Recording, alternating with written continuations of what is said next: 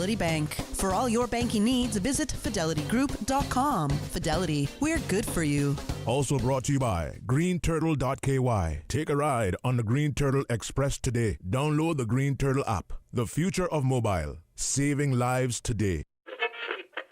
Oh, I think they're doing a great job. A lot of them are. Good afternoon, Dwayne. How are you? Not too bad, sir. Ladies and gentlemen, Radio Cayman's Talk Today with Sterling Dwayne Ebanks. But I do have some questions.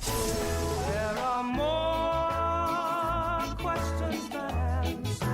Radio Cayman's Talk Today. If you're ready to talk, we're willing to listen. Well, I really enjoy this program today. Cayman Islands' foremost listeners participation program. May God bless every person.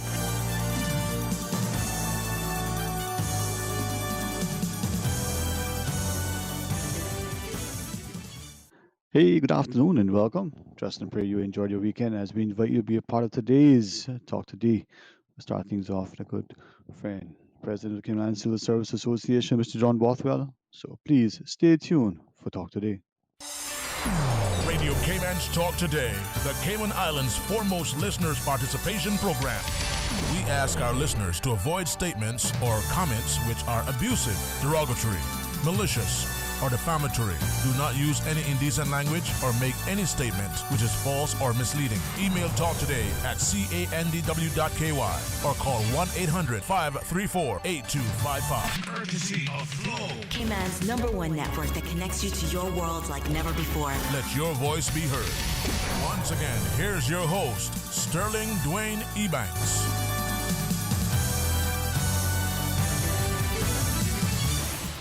Hey, good afternoon. Welcome back.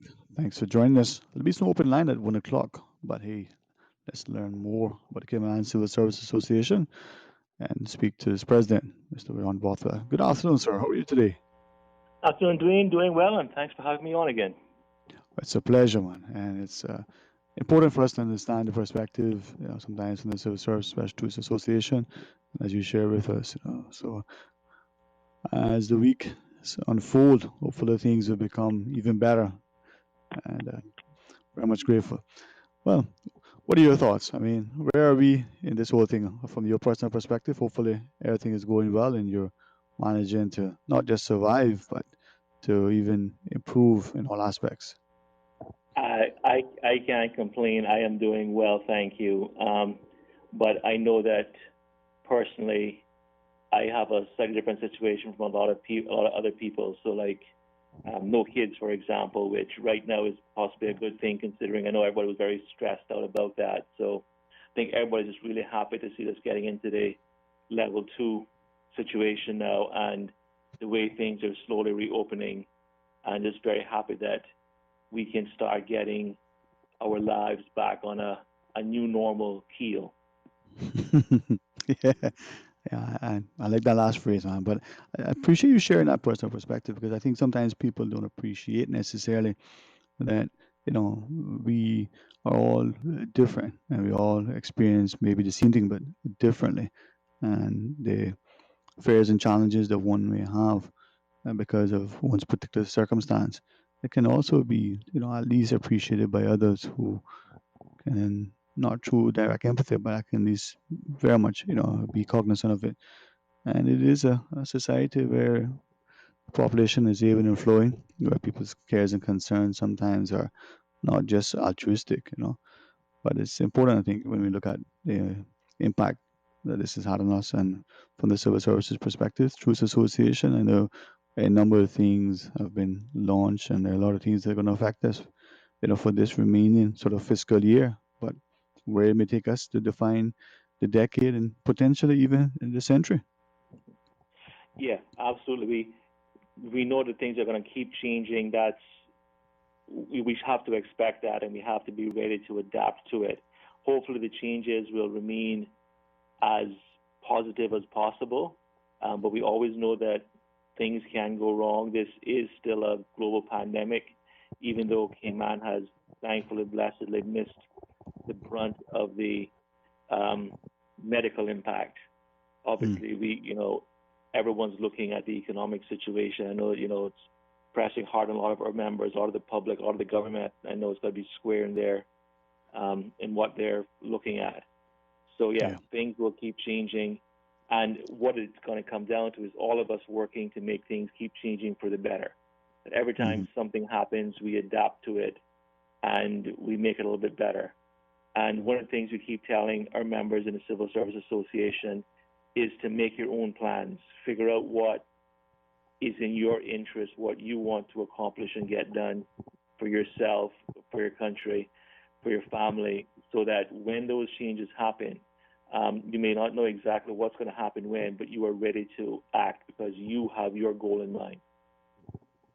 And as I listen to you, the idea that individually, certainly this is impacting us, but as you shared, whether it's the economic, the social, the sociological, the psychological, the whole impact of the, political, whether it's locally, regionally, or globally, it certainly is going to, affect us. But we're seeing some good strides by many people, and even the initiatives to show, an amazing sense of charity towards our wider community. Uh, we noticed the deputy governor's announcement recently. Was it, the civil service cares, as it were, Share more with us, man, because we're watching initiatives that are not just going to be, for today or for this season, but perhaps long lasting and very, very impactful. Yeah, that Civil Service Care is a very nice initiative of the deputy governors. I mean, obviously, it's completely voluntary, and that's just something that unfortunately bears repeating. It is voluntary, but we know that a lot of civil servants already give. They have the charities that they support.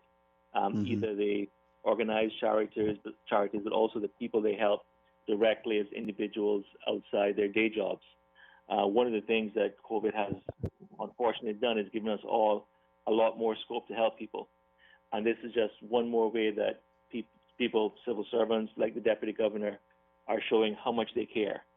All the civil servants are in this job because they care in one way or another, and this just reflects that. It's also taking advantage of the strength in numbers. Another thing that the civil service is very good at, working together for a common goal. It doesn't matter how much people give; those little bits add up until we can help a lot of people. And one of the great things about the Deputy Governor's Civil Service Cares Plan is the way I hope people will see it, also giving some support to the NAU staff and all the great work that they've been doing there. I've heard the ads on the radio that somebody's put out in some of the radio stations, recognizing what they're doing, how fast they have ramped up to help so many more people, while, of course, still staying within the rules that were set down that they have to follow to make sure in how they assess everybody that things are done fairly. But, the amount of work that NAU has done has just been tremendous over the last couple of months. Yeah, increases in demand on their services, on the time, of the personnel. But as something Ms. Marlene has always shared publicly, we can give of ourselves, our time, our talent, and our treasure, and whether we are able to fund additional sort of calls for charitable financial contributions. I think I'm glad that you referenced it, very quietly and privately, not just through the Civil Service Association itself, but the individual civil servants who support their particular charities, without any fanfare, without any sort of particular, publicity and press releases, just go right ahead.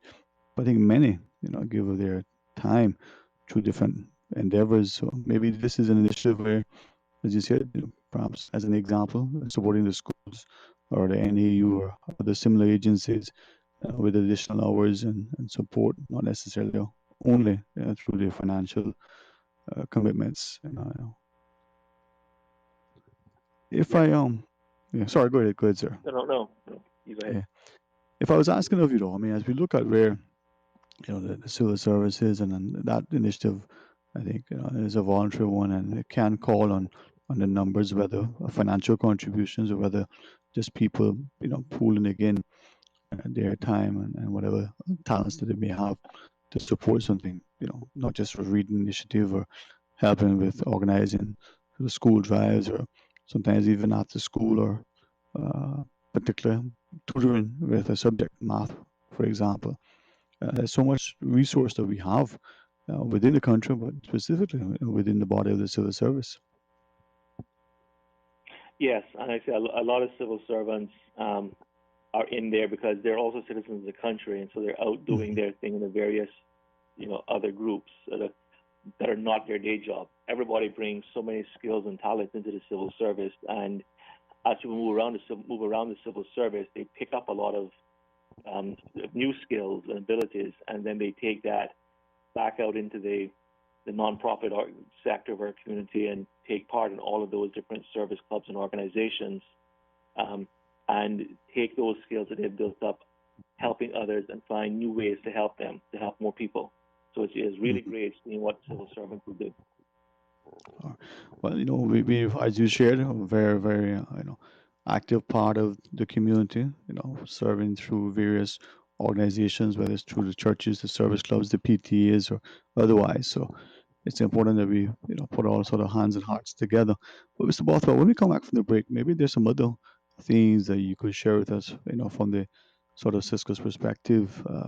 I can even think of, vacations, just the rare fact that some people may be away from work, but it's not necessarily a vacation, not only because the inability to travel and do what they may normally want to do when it comes to vacation, but perhaps the limited funds that people may have, even if they were to take some sort of vacation, whether it's here in the country or otherwise, but then the mental impact that it could have that they're on vacation, but they're really not because their minds are still at work. Maybe they're still, because they're physically present, still feel connected, to their desk, as it were. Perhaps those are some things we could speak to when we return. Absolutely. All right. 949-8037 or 1-800-534-8255. You're welcome to call and share your thoughts. We have the President of Cayman Islands Civil Service Association, Mr. John Bothwell, as our guest. So please stay tuned for Talk Today. Green Turtle, modern solutions to get you through the new normal. Download the Green Turtle app now and top up yours or a loved one's phone with any mobile carrier in any destination. Home delivery of laptops, tablets, phones, accessories, and iTunes and major online retailer gift cards. And now, home deliveries of groceries and courier service. Guaranteed delivery within 2 hours from 9 a.m. to 3 p.m. Visit their list of products at greenturtle.ky or download the Green Turtle app today. Green Turtle is not only the future of mobile, but today it can help save a life. Take a ride on the Green Turtle Express today. Download the Green Turtle app, the future of mobile, saving lives today. We are here for you. Whether you are in extreme financial need, have lost your job, have been directly or indirectly affected by the pandemic, we are here. The Chamber of Commerce Pension Plan is here to assist through the Cayman Islands Government Emergency Withdrawal Program. To withdraw, visit chamberpension.ky and complete the online application form by filling in your personal details, the amount you wish to withdraw, and upload a notarized government ID such as your passport or driver's license. For information as it happens, visit chamberpension.ky or follow our social media pages on Facebook, LinkedIn, or Instagram. Email admin@pensions.ky or call 745-7630. We thank you for your patience as we address the high volume of email and phone queries. The Chamber of Commerce Pension Plan. You can count on us. The Economics and Statistics Office are currently conducting the annual business surveys. The surveys seek to measure the performance of all local industries. Survey forms for this year are mailed or emailed to all entities operating in the Cayman Islands. The business surveys are confidential under the Statistics Law and are exempt from the Freedom of Information Law. Your response matters. Do your part. Fill out and return your survey forms to the Economics and Statistics Office. For assistance in filling out the forms or for more information, visit eso.ky or call 525-8565 or 325-6652.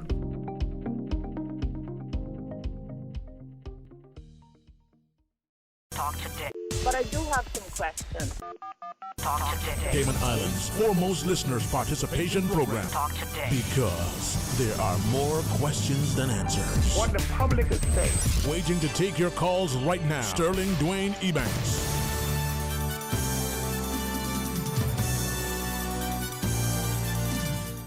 Hey, good afternoon and welcome back. Thanks for joining us. On the phone, our guest is the President of the Cayman Islands Civil Service Association, Mr. John Bothwell. Again, thanks for taking time and joining us on this Monday, Mr. Bothwell. Thanks for taking the time to have me on.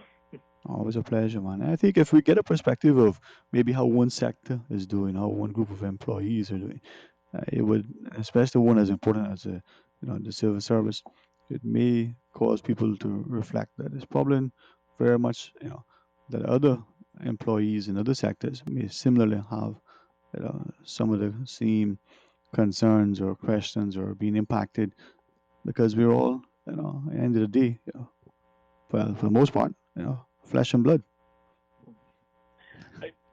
Absolutely.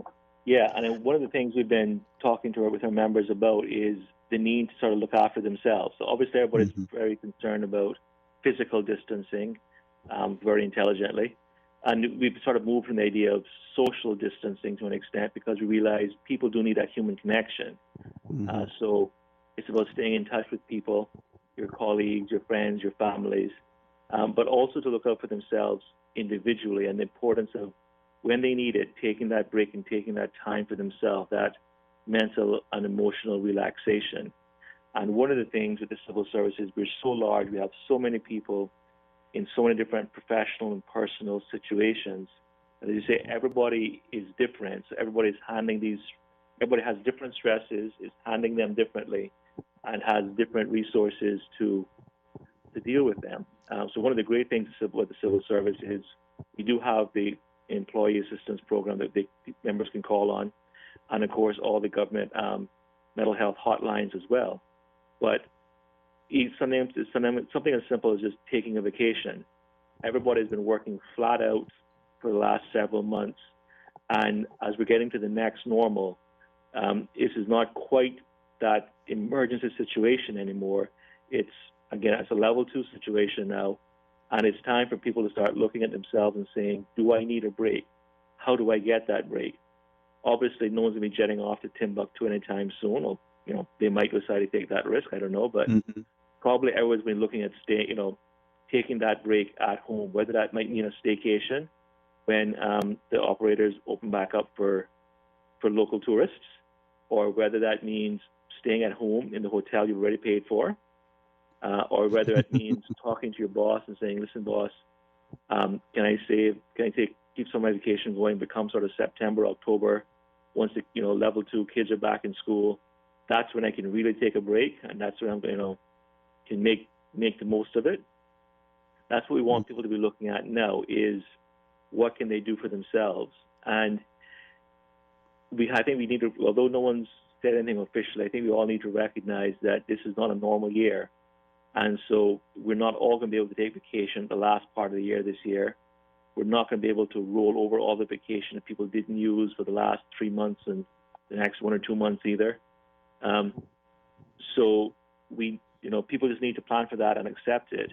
And part of that planning for it is talking to your managers, your fellow staff, your families about when are you going to take a break? When do you need it? And making sure that you do.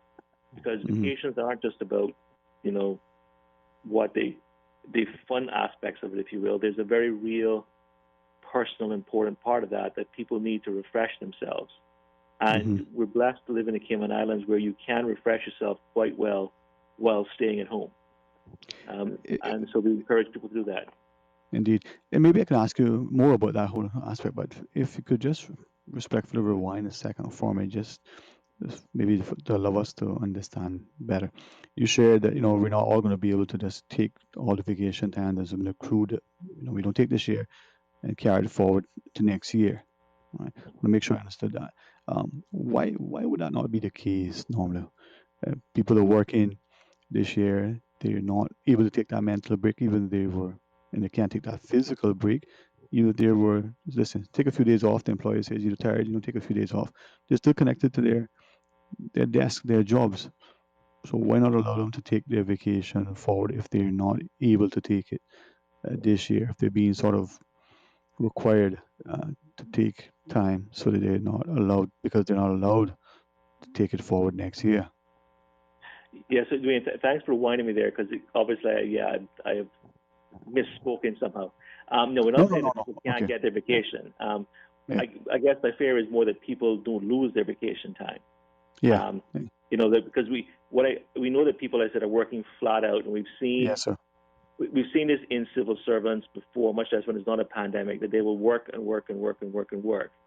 And the scope for just taking application this year is going to be much harder. So, and that's purely a logistical thing. You're in an organization, you're in a unit of, say, 10 people or something. Over the course of a year, everybody takes their vacation at different times. Everybody's been working for the last 4 months, or maybe it's going to be sort of 6 months of total work by the time things really get to the next normal. And suddenly you look around, and when does everybody get to take their vacation time without putting a do not call sign on the door? Which, again, civil servants aren't going to do also. So that's what I mean. This is purely a logistical thing. And our affairs and association is that if too many of our people get caught in this trap of, I'm going to work, I'll take my vacation later. There may not be later this year. Yeah. So we don't want people to, we don't want people to burn themselves out. We want them to start looking at taking a vacation now, so that it doesn't come December and all 10 people in the unit say, I want to go off vacation, because it can't happen. So it's about having those conversations early with your coworkers, your managers, your staff, your family, about when are people going to take their mental and emotional breaks now, that they need it. No, man, I appreciate what you share, and then I'm glad, and thank you for allowing us maybe just to talk about it, just generally speaking, because I think as people, there are many of us who, because this is when we feel that all hands are on deck. If we're absent, from the office physically, or, because we're on some sort of, a vacation, as it were, we're gonna feel, some of us, we're gonna feel like, well, we need to be there. This is when things are happening. Just they might need us. We to be otherwise, we'll probably feel like we're letting down the team, in a sense. But then, as you shared, you're people. You're gonna get tired, physically, mentally. If nothing else, you mightn't feel it, but your body needs to recharge. You need to have that sort of health break, as it is. That's what a vacation is supposed to be, right? That's right. You can't play your part in the team if you're not fully rested, and it's not just physically; it's also mentally and spiritually. A lot of our people have been dealing with very strange, very new, very stressful circumstances. We say that thankfully we didn't get the worst medical effects of COVID, but people were still very worried. There have been people who have been sick, family members who have been sick, that kind of thing. People need to make sure that they keep themselves well. Whether it's illness in the families, whether it's someone passing, those things, some of us probably not, in ourselves, haven't made time to grieve or to deal with it, because we just want to avoid it, in a sense, by remaining busy. You referenced the children at school, or not at school physically, how the parents are managing and worrying about how that would affect the child, whether the child is finishing the last year of primary school, or just started the first year of high school, or getting ready to take, the final exams to graduate next year or this year or whatever. Stresses that we probably don't always see as evidently, as they are, we mightn't recognize them, or the old coping mechanisms that we used to rely on might not be here this year. So you mentioned death in the family. That has happened to many civil servants have had deaths in their family over the last couple of months. It's just, it happens every month. But you couldn't go to the funeral this time.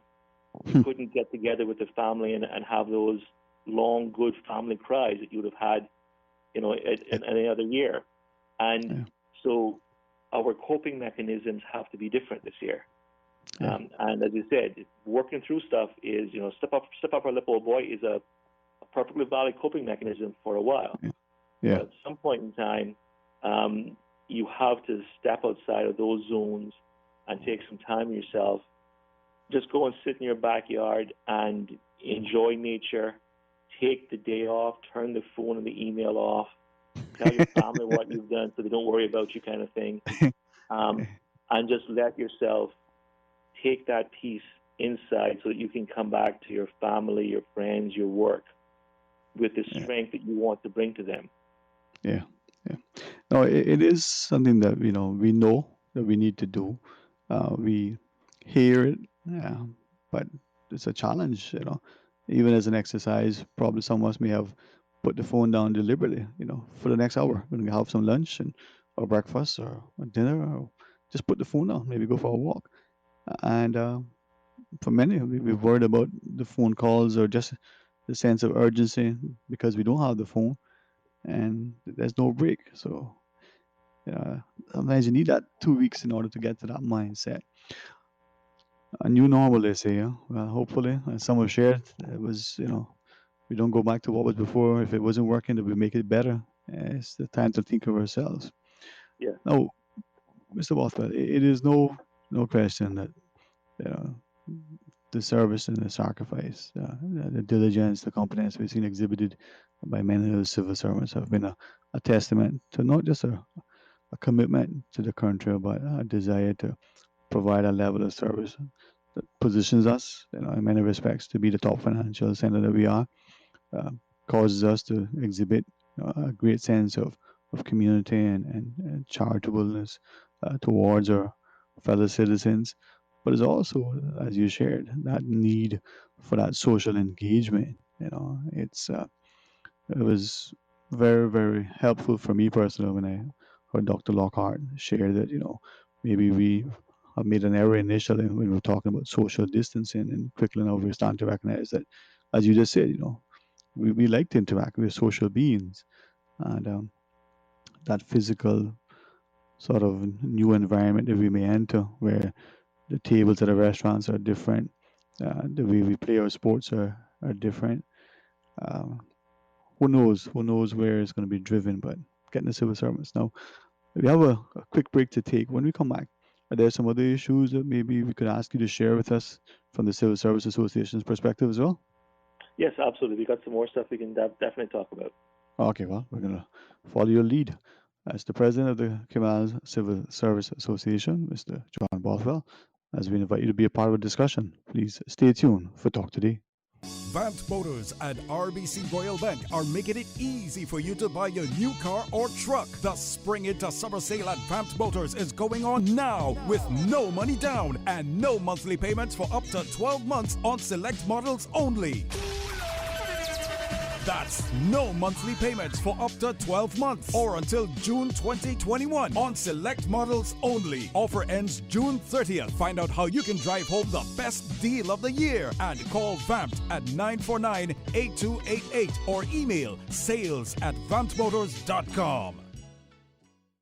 Fidelity Bank would like to thank all essential workers. We salute your efforts and thank you for the sacrifices you've made to keep us all safe. During these challenging times we're facing, our top priority is the health and safety of the communities we serve. And while it's true that things are changing rapidly every day, one thing that will never change is our commitment to giving you the best and sound financial solutions to help you during and after the coronavirus pandemic. At Fidelity Bank, our focus will always be you. Fidelity, we're good for you. Hi, this is Danny Coleman, Director of Hazard Management Cayman Islands. We are now in the hurricane season, and for information on how to prepare and stay safe, please visit our website, www.caymanprepared.ky. Some top tips to bear in mind, given that we are still in the midst of COVID-19. Please make sure you have a mask and sanitizer, you have food supplies to last for 3 to 5 days, a portable radio, personal hygiene and sanitation items, and medical supplies, and any other specific items your family may need during a hurricane. Make sure you know where you will shelter in the event of a storm. If you have pets, please make sure provisions are in place for them too, as the majority of shelters will not take pets. Please visit our website for more tips and tricks on www.caymanprepared.ky or call us on 945-4624. Stay safe, Cayman. Talk today. But I do have some questions. Talk today. Cayman Islands' foremost listeners participation program. Talk today. Because there are more questions than answers. What the public is saying. Waiting to take your calls right now. Sterling Dwayne Ebanks.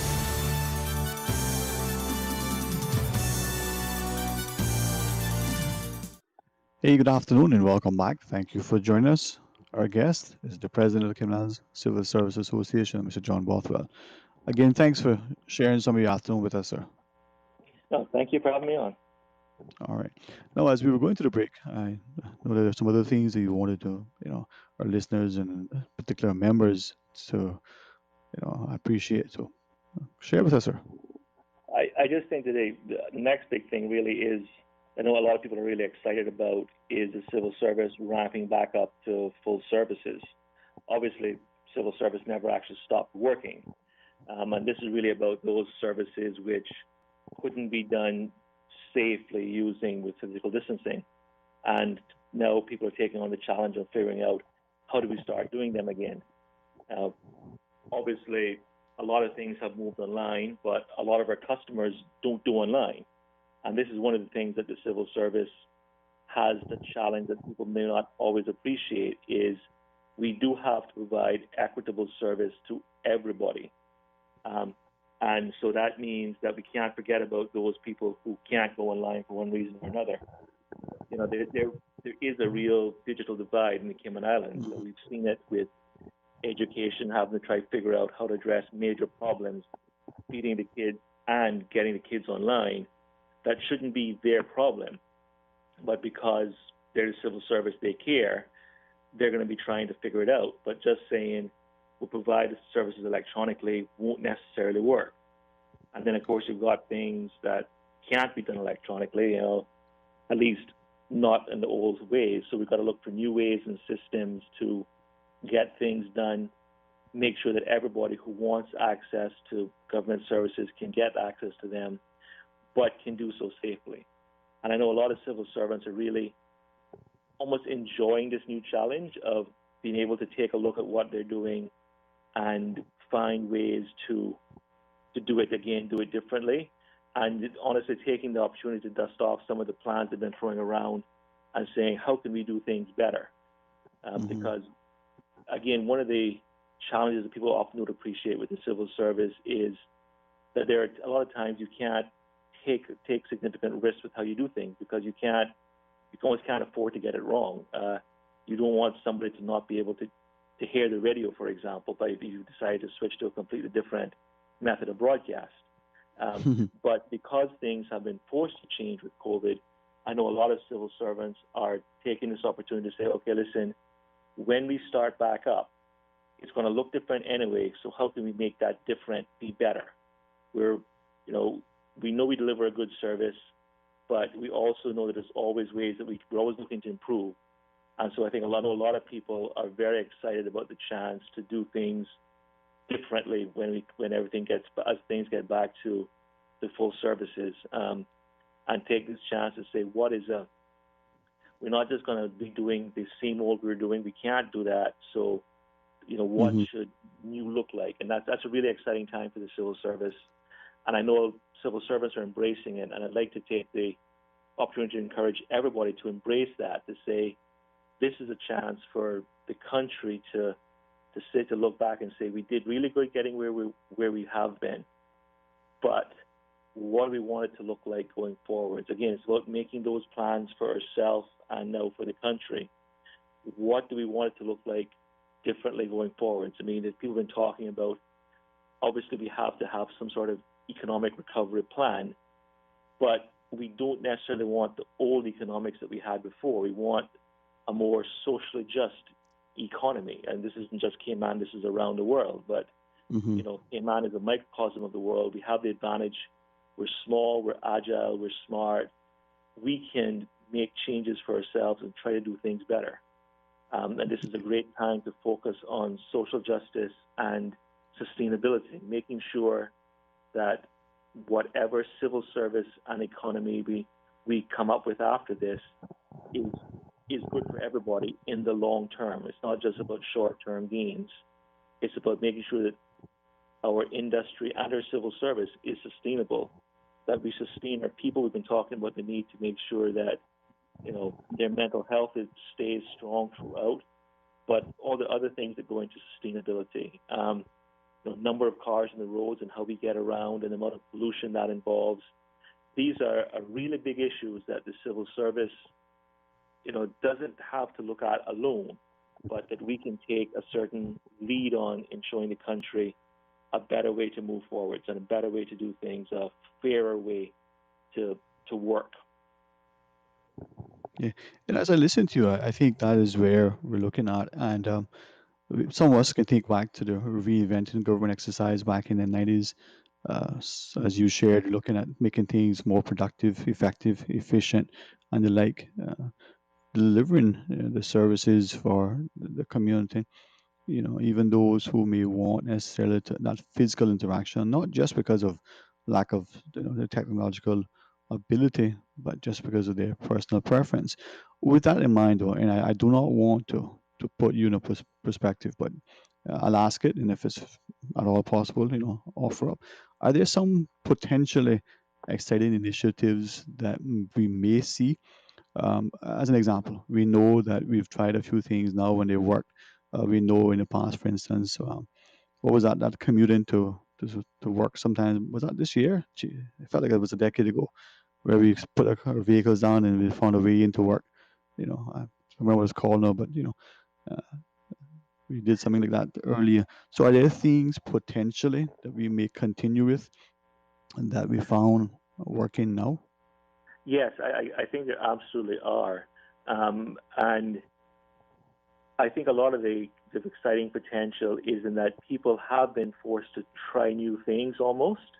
And so certain just habituated resistances have been overcome, and that's made a huge change. So working remotely has been a big thing that that the civil service has been pushing for a while, the ability for people to have flexi time and flexible working conditions.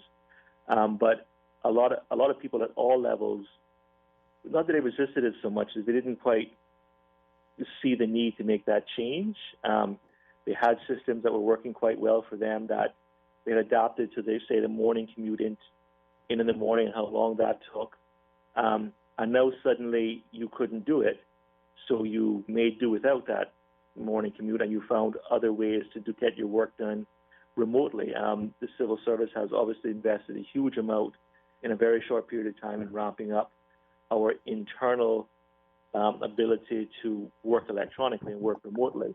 And that's going to pay huge dividends going forwards, that we have now set the next normal being that, yes, you can be as productive working from home, transferring things electronically without having to print off tons of paper documents. There's been a lot of changes that they may be small in some respects, but cumulatively they add up. And so honestly, a really big change is just going to be cementing those changes in place and then building upon them and saying, okay, we've found new and different ways of doing it. How do we then spread that through the civil service? And that's one of the things that the service is looking at that will benefit everybody, is looking and saying, where has one agency found a solution, found a new way of doing things that can then be replicated and spread throughout the service? And that's that level of communication and inventiveness that people have been able to tap into is going to be what is needed to get us to a more sustainable social and economic and environmental system going forwards. And No, man. And I appreciate as an example of something that it was shared with me perhaps in the very early days, even before there was any public announcement. It would appear that some of the companies in the private sector, the financial service providers in particular, had, in my interpretation, had implemented their business continuity plans where staff were starting to work remotely. So instead of going in every day, you may have went in, a couple of times for the week, for argument's sake. And a lady was sharing that when she was talking to her aunt, the aunt relayed that, many moons ago at Christmas time, her organization had a skeletal staff, where they rotated out just to answer the phones, receive the mail, and check different things. And for that sort of 2-week period during the Christmas break, the office is still open, but you're not necessarily there, every day. And as they were comparing notes, here's the aunt working in a world where there was no internet as we know it, no emails as we know it. You had to physically answer the phone because it only rang in the office. It can't be forwarded. The technology wasn't there. And here is the young ladies sharing that they're doing all those things remotely all day long, every day. And as they were comparing notes, I thought, here's how we're using a practice in the past to deliver the service to ensure the employee is given some time. but organizations needs its customers, meets its customers' needs without there being any sort of interruption in service. Perhaps, as you shared, the civil service could likewise maybe do some of those things continued into the future. Absolutely. This is a moment for people to look at what are our core services. What is it that we really want to be doing and delivering and need to be delivering to the public? And how do we do that most efficiently for the public and their own people? And in some cases, that is still going to mean people coming in, because as a lot of the parents working from home with their kids, as the new coworkers found, your office is still sometimes the best way to get things done. But it's going to mean being flexible to all those different groups of people, the ones who need to come in, the ones who have to come in, and then the ones who can work remotely, where, as you said, it used to be you had to have somebody in the office at certain times, groups of people that now you can do things a lot more through transferring information and calls around. There are ways that we can work more flexibly. And one of the strengths that the civil service has always brought is our ability to move people around when we need to. We saw that big time here where people switched from job A to job B to a suddenly newly created job C, just to get things done. But it might be that looking forward, we look and talk about ways that we can join up more government services through various offices and individuals, so that, and this is something the civil services have been pushing internally, there's less having to go around to get information to do a single operation, or maybe it's still two operations you have to accomplish, but one officer can get them both done for you at one location. So we have a really exciting opportunity to get things done more flexibly. And as the story that you just related, that means that people have a better quality of life, both our staff but also our customers. And that's the goal of the civil service, is the best possible quality of life for the Cayman Islands. Good quality, socially equitable, and sustainable economically and environmentally. It is, man. That's what we're working towards. Amen to that. Well, Mr. Bothwell, whether at any point in time that we can provide an avenue, let us know, because if, as you shared, if we increase, to improve the quality of life for all of us, it makes the country that much better. Any closing thoughts you want to leave with our listeners, sir? Yes, thanks. I just wanted to take this opportunity to publicly say thank you on behalf of all of our members in the civil service to the government for their very recently announced honorarium to the critical staff. It was a very generous and heartwarming gesture. Thank you. And the government called it a gesture as well, and I like that word, because I want to, that there's always this fear whenever you're thanking a big group of people that you miss some individuals. So I want to encourage everybody, the civil service, the government, the public, just view this as a gesture in the generous nature it's meant to be in. We appreciate everything people have been doing, and this is just one more way of saying thank you, and we appreciate it. Whether or not some individual's name is or isn't on some list, that's not why we're doing this. The gesture of saying thanks is very important, and so thank you to the government for saying thanks. We know everybody appreciates what we were doing, but it is great to say that. So thank you. Yeah, and thank you for acknowledging that too, because as you said, that little thank you, sometimes even quietly whispered, a public acknowledge, goes a long way, and it reminds people that there are so many who did so much that you don't necessarily appreciate because you may not have seen them. They may have been critically, important behind the scenes. They may have just been there, seamlessly. And gestures like form of thanks go a long way for many reasons. And thank you for acknowledging that, Mr. Bothwell. I trust you have another excellent, productive, safe, and rewarding week as well, sir. You also. All right. Thank you. All right, to our listeners, we're going to pause and take a break. When we come back, the phone lines are open. So give us a shout and share your thoughts. It's going to be open line. Follow Radio Cayman on Twitter.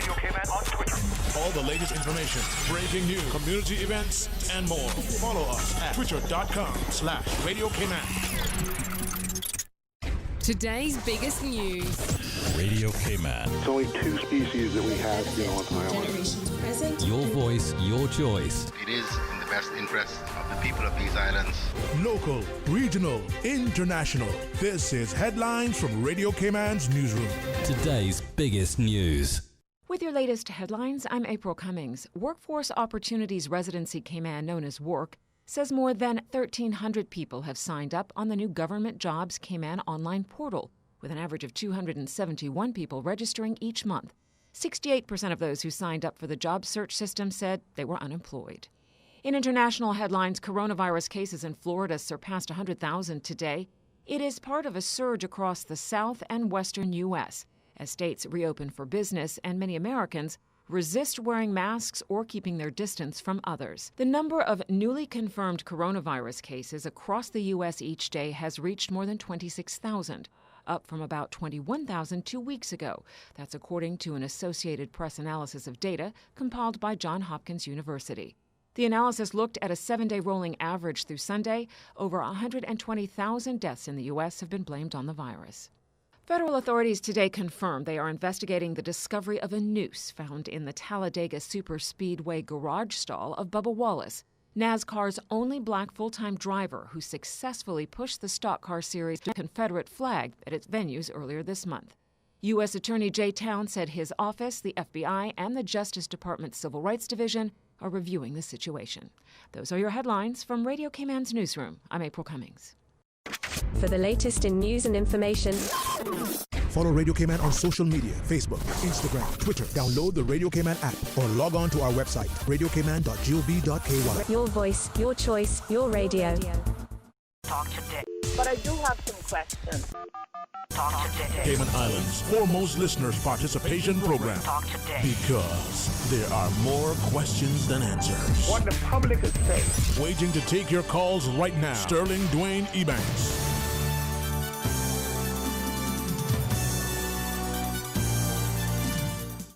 Hey, good afternoon. Welcome back. Thank you so much for joining us. As we invite you to be a part of our discussion, there's going to be some open line, and we can do a number of things. Certainly willing to engage in as much banter about the politics, the economics, the social implications as you want. If you just think it's a timely opportunity to take a step back and maybe offer up a little reprieve through some humor, well, go right ahead.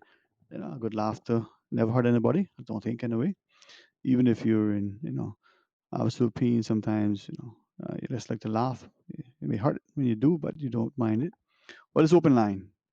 And with all that said, there is no question that there is a lot of things that are happening, things that have happened, but even, perhaps importantly, more so, things that potentially could be underway.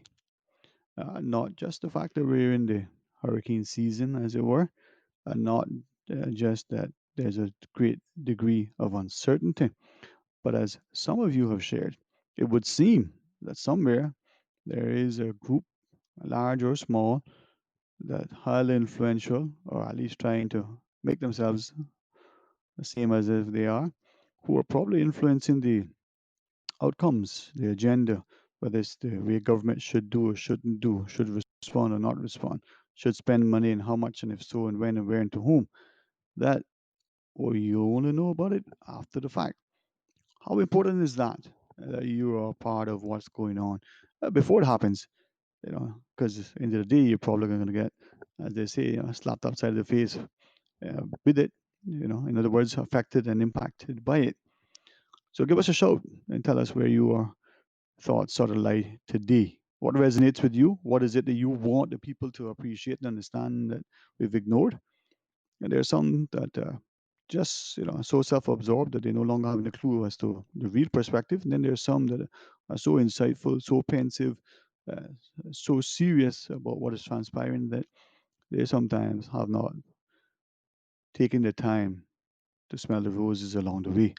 So 9498037, or a toll-free call if you so choose, 1-800-534-8255. Just a quick comment someone shared with me. So you're sitting thinking, oh, can't get any worse. Ah, boy, do you think it's bad? No. Could it be any worse? And as a gesture of making it, somewhat not just fun and not just humorous, but the notion that, you know, for those who are wondering, if the rest of the year could be worse than it already has, just if you sit down and look at the calendar and you realize that the next 5 months, there's July, August, September, October, and November. Just the next 5 months. If you take the, first letter from each of those months in English language anyway, you realize that you could easily come up with, the letters JASON. Now, I'm not a subscriber to those horror films at all, but just a way to look at the calendar and maybe it'll give you insight, maybe it'll give you pause, maybe it'll just make you laugh. Maybe you just shake your head and go, no, that's not fun at all. Well, hey, why not share your thoughts and let us know? 949-8037 1-800-534-8255. I share that because it's only Monday, and honestly, for those of us who you know were actually cognizant that yesterday was Father's Day, we probably remembered it. We probably were so busy, we were probably so mentally distracted that we somehow forgot it. Perhaps for many different reasons, we did not celebrate, did not feel like celebrating. Not just because there wasn't anything out and about to do, but because of all this happening, because of that serious void, because of the loss of loved ones in our lives. And I share that to ask ourselves to appreciate how significant, as Mr. Bothwell was sharing with us earlier, made me think that we're not seeing the scars, the wounds, the hurts, as it were, that some may be feeling now. And we probably want to mask as much as we can by being busy in our work. That distraction, because we believe that this thing, every day we're being bombarded with a lot of negativity, almost indoctrinated and conditioned, as it were, conflicted and confused many times, being driven by competing and all, so to a great extent, confusing medical and scientific views and opinions. And that perhaps has created a great degree of uncertainty. What is commendable is the seemingly resolve and amenable nature that most of us have responded in a way to say, listen, it's not about just being compliant, it's about trying to figure out what may work. I believe that is where the Cayman community has shined. It's probably part of the reason why sometimes things may have gone against the greater good in the sense of, again, just generally, as Mr. Bothwell shared, the world may be looking at a sense of more inclusion, social justice and harmony, so that people everywhere get to return to a world that is better, safer, more secure politically, economically, socially, and a world where your efforts not only improve your lot, but perhaps help to uplift others. Or at the very least, it is in a place where it's all about greed. And with that, I reflect on an earlier conversation with some individuals who were expressing concern that, to a great extent, what would happen if there were those in our midst who were looking at this particular time in a very, opportunistic approach. They see people suffering financially and may be able to take advantage of them from the perspective that they may have assets that they can acquire for, a much lower price than normally. Perhaps they're concerned about maintaining employment and perhaps could hire people for even lower wages.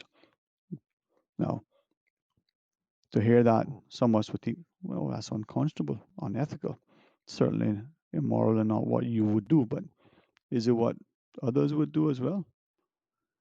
Now, from what you've been thinking and sharing, well, give us your perspective. 949-8037 or toll free with the compliments of Flow at 1-800-534-8255. If you're concerned about, well, what will the end of the year look like?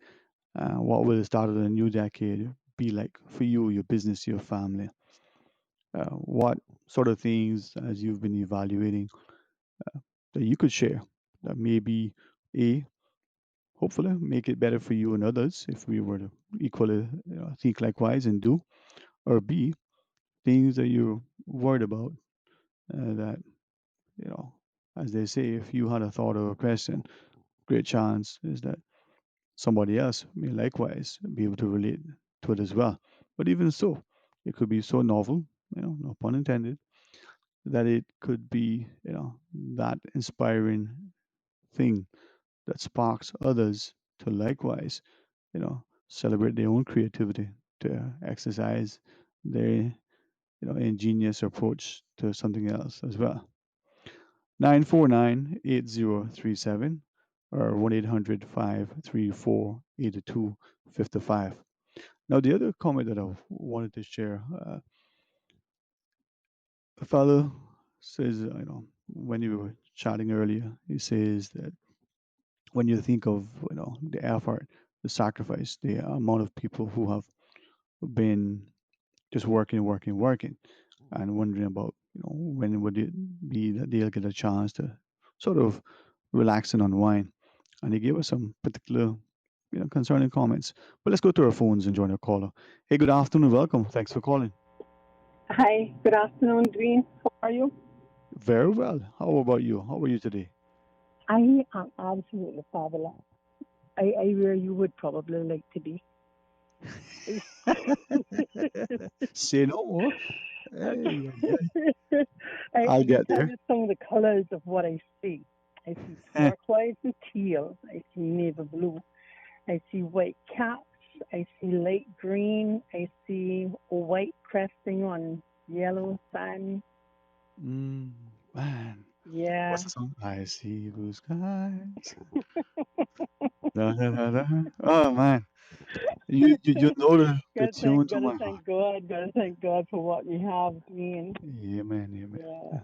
Yeah, yeah.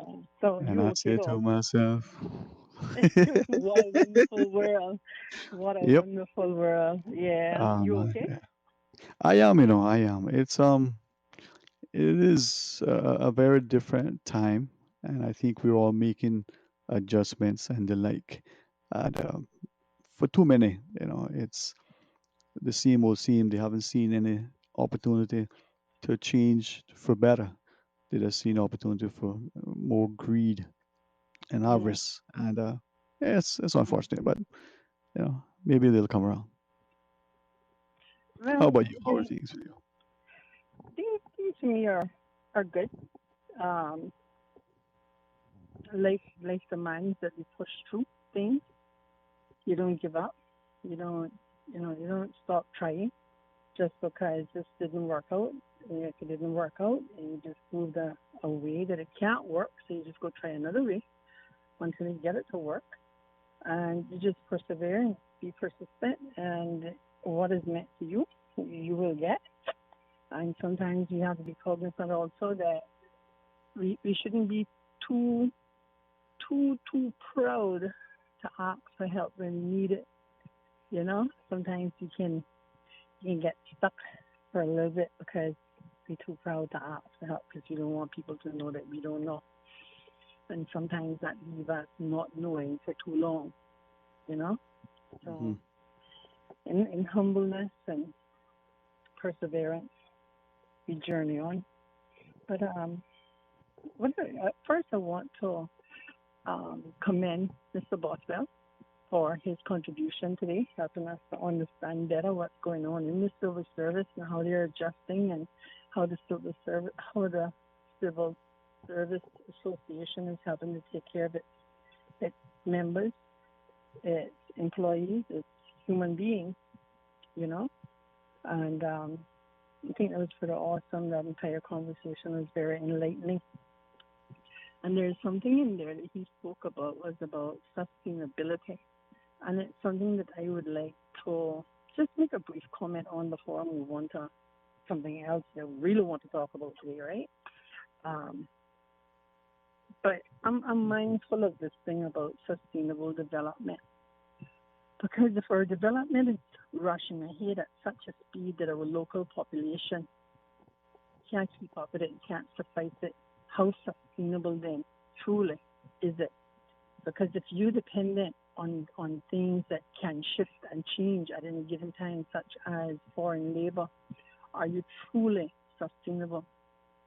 And that's a question I would just like for, the people in the Cayman Islands to think about today.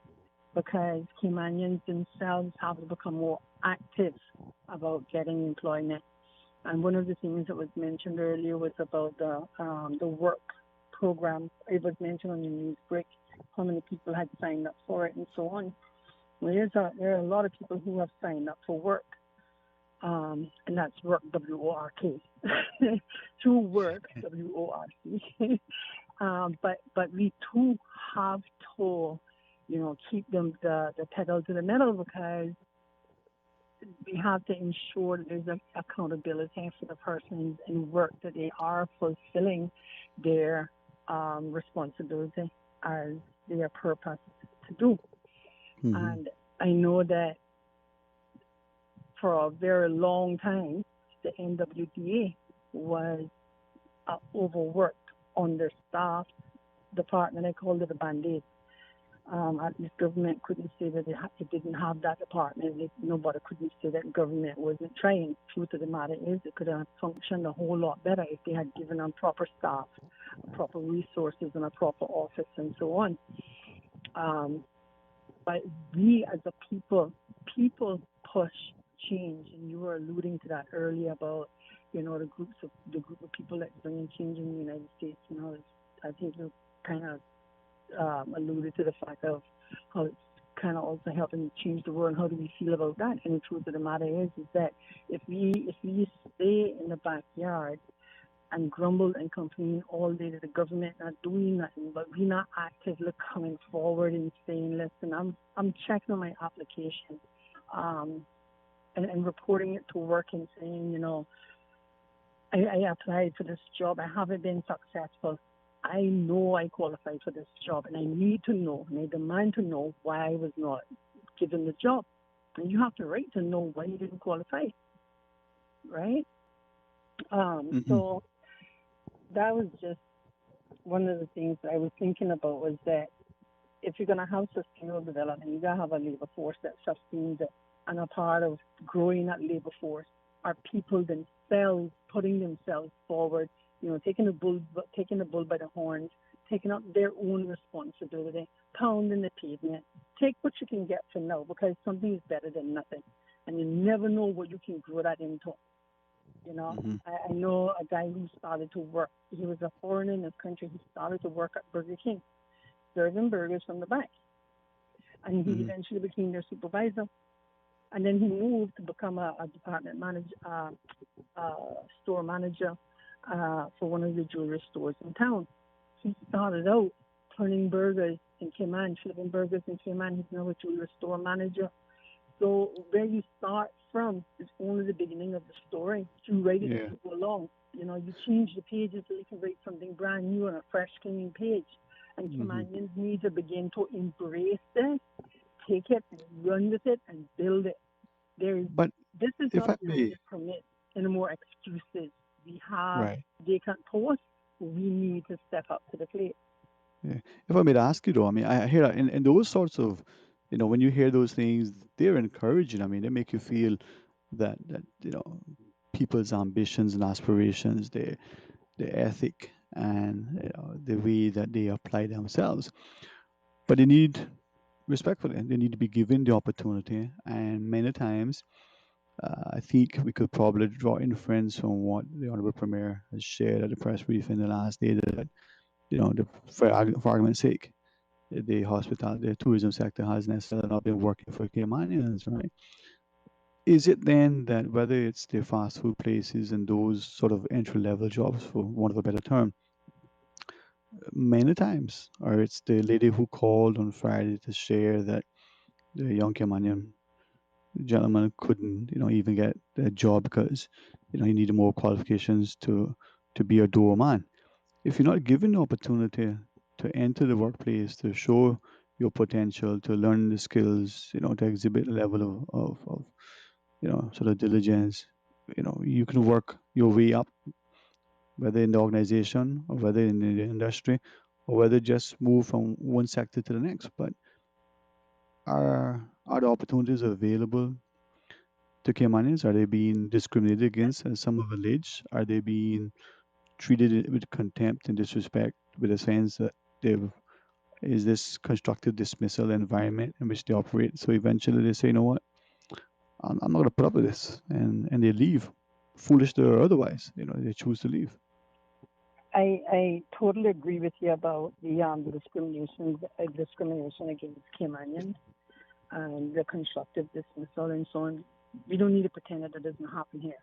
Mm-hmm. I'm going to put this out there because I have it in many conversations. I'm just going to say it today for what it's worth, that we have such a large slave ring in this country where we import foreign labor, and some of them are fortunate to get paid.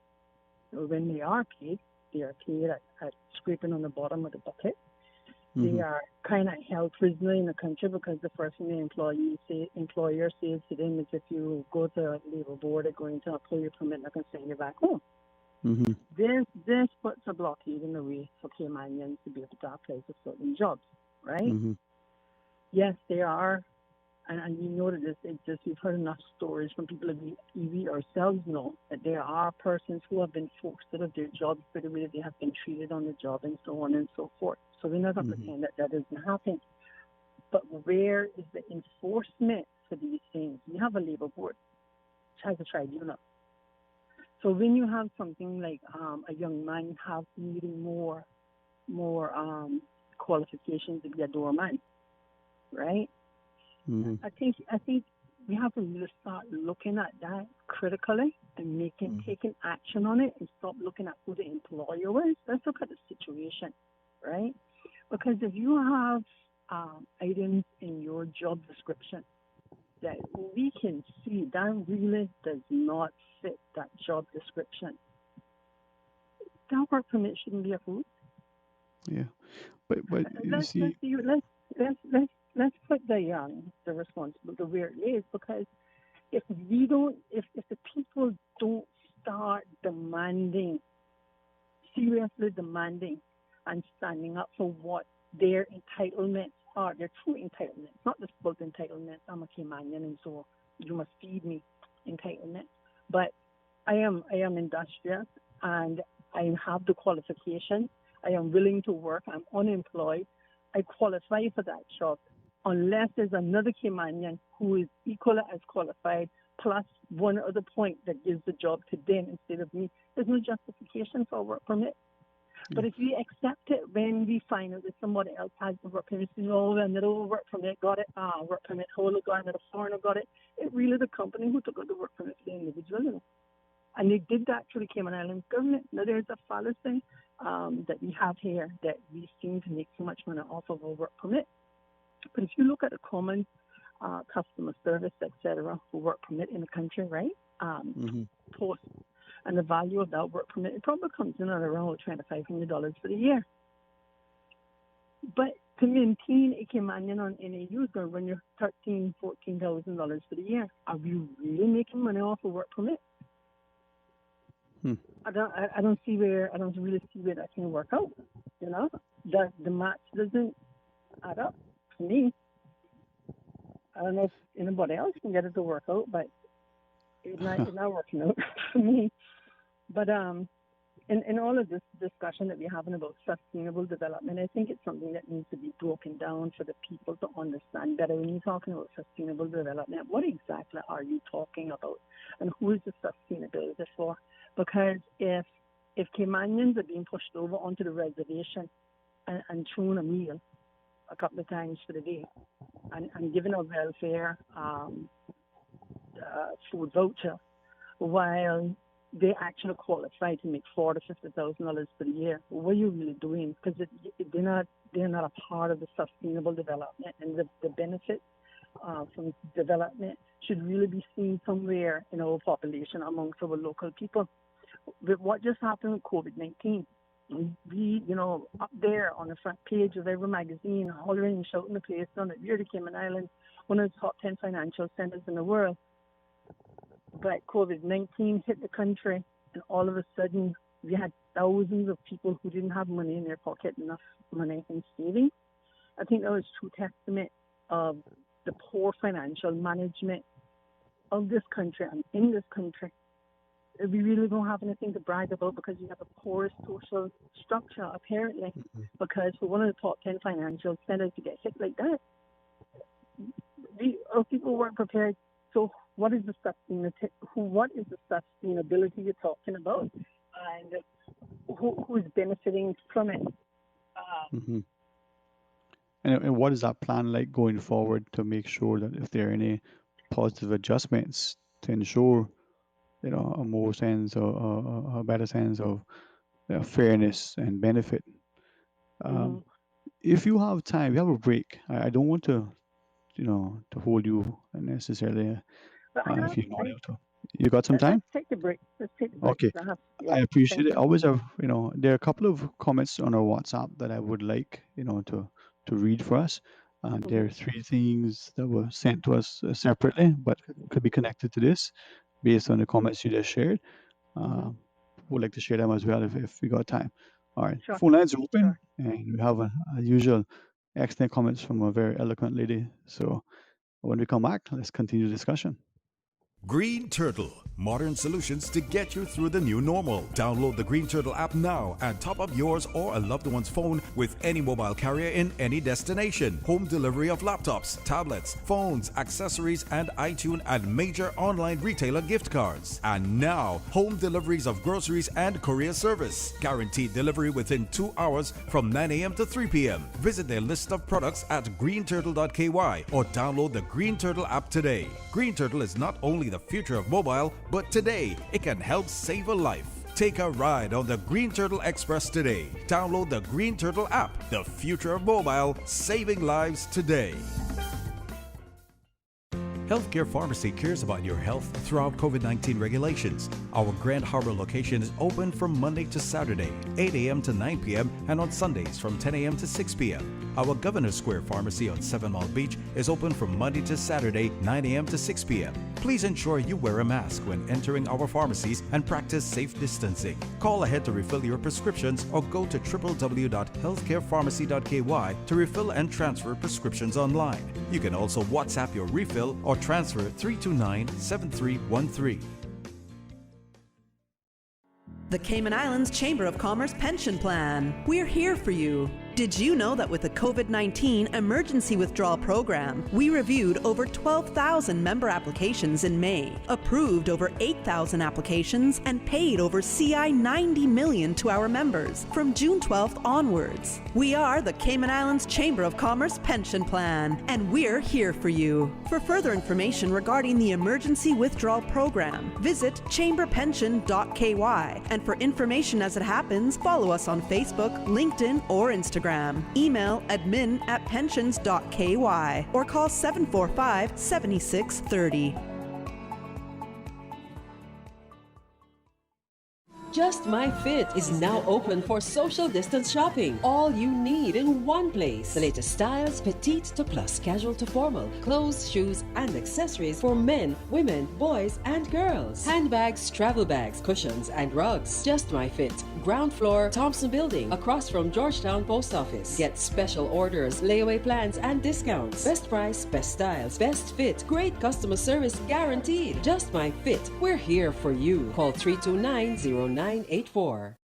These are stressful times. We can all use a little break from the stress. I got ice cream for you. Did you know, according to Science Times, eating ice cream in moderation can help reduce stress? You're not dreaming. You heard correct. Ladies, gentlemen, and kids alike, Cayman Ice Cream is here to save your day. With home delivery of the best homemade ice cream on the island. Quality assurance guaranteed. $10 half-gallon tubs flavors of grape nut, rum and raisin, vanilla, cookies and cream, banana, strawberry, and Guinness. Call 323-0861 to place your Cayman Ice Dream order now and feel the stress melt away. Indulge in your dreams today. Cayman Ice Dream, 323-0861. Cayman Ice Dream is also available in all supermarkets.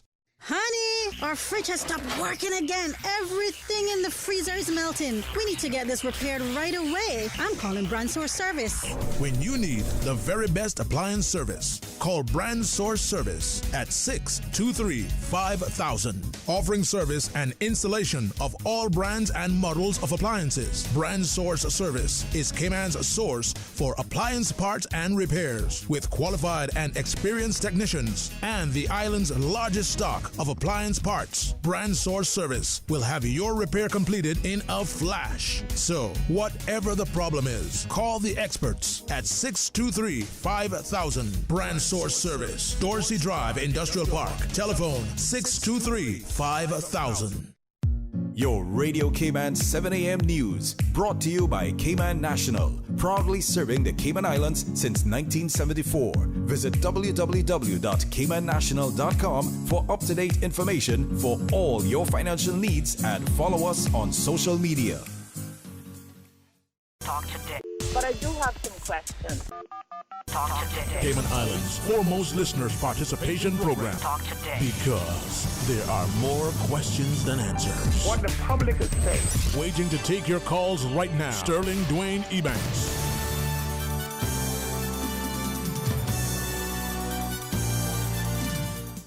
Hey, good afternoon and welcome back. Thanks for joining us. It is open line as we invite you to call and share your thoughts with us. We have a caller who was so gracious with her time. So thank you for hanging on. It's an important, I think, topic that you broached, and hopefully as we discuss it, people can appreciate the significance and how it affects us. Before I read some of the things that were shared with us, is there anything else that you want to maybe just add? Well, I guess the other thing I would add onto that, Dwayne, is one of the things Mr. Boswell was talking about was how they had identified ways that they could shift things to make things work better, shifting policies, not, receiving stuff by, I said not, but shouldn't have used the word not at the time because that changed the whole entire sentence. What he said was that they had now begun to accept documents by electronic transfer, so you didn't have to be printing all the paper and so on and so forth. And it's amazing how we have adjusted to make things work. And one of the things that I have found could help make things work is if the cynical policies were looked at a bit more closely, especially in this time. Mm-hmm. Cynical has a policy by which it does not pay family members to take care of family members. Right? Yeah, that's unfortunate. Now, that's very unfortunate. It's unfortunate, especially for the damage that it does to our social fabric, because what it does then is it pushes the family member away. You go out and work, okay? You're not responsible for this care of your aging or indigent family member, and so. And I can tell you that a lot of times it's not very easy to keep your mind on work when you have a foreigner working in your home providing care to someone who you love. So you have this Caymanian who would prefer to be at home, and the person receiving the care would also prefer it. Who knows your family better than you in a way, right? Mm-hmm, mm-hmm. And so they're going to get a better level, a better quality of care. Right. And instead, they are forced to go to work. And while they're at work, they're thinking, I wonder if she makes that coffee right. Is she really taking care of my mother, and so on and so forth, right? And these are very real thoughts. Not mine alone, but I've had this discussion with other Thank people. you for sharing that. Right? Very courageous. And why then are we having to take foreign persons into our homes who have different cultures? They don't particularly know how to cook local food, so unless the same senior is able to train them in how to cook food that a senior is going to enjoy eating, the senior's diet isn't being met because you're not going to eat as much of the food that's being prepared because it's not what they're used to, it's not what they enjoy, so they eat less of it and all of these stresses that come with it. Now, we have so many Caymanians who have been laid off from work, right? Why then is government giving food and utilities support to them, plus paying for the home health care worker, instead of, Seneca changing its policy, pay the family member to take care of their family member, and then you can take them off of NAU support because they have an income, and they're going to be much happier.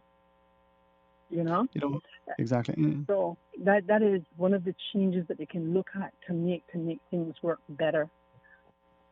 Yeah, I appreciate you sharing that because that is something that I've not. I confess I did not make a physical note of it as early as I probably, in hindsight, should have.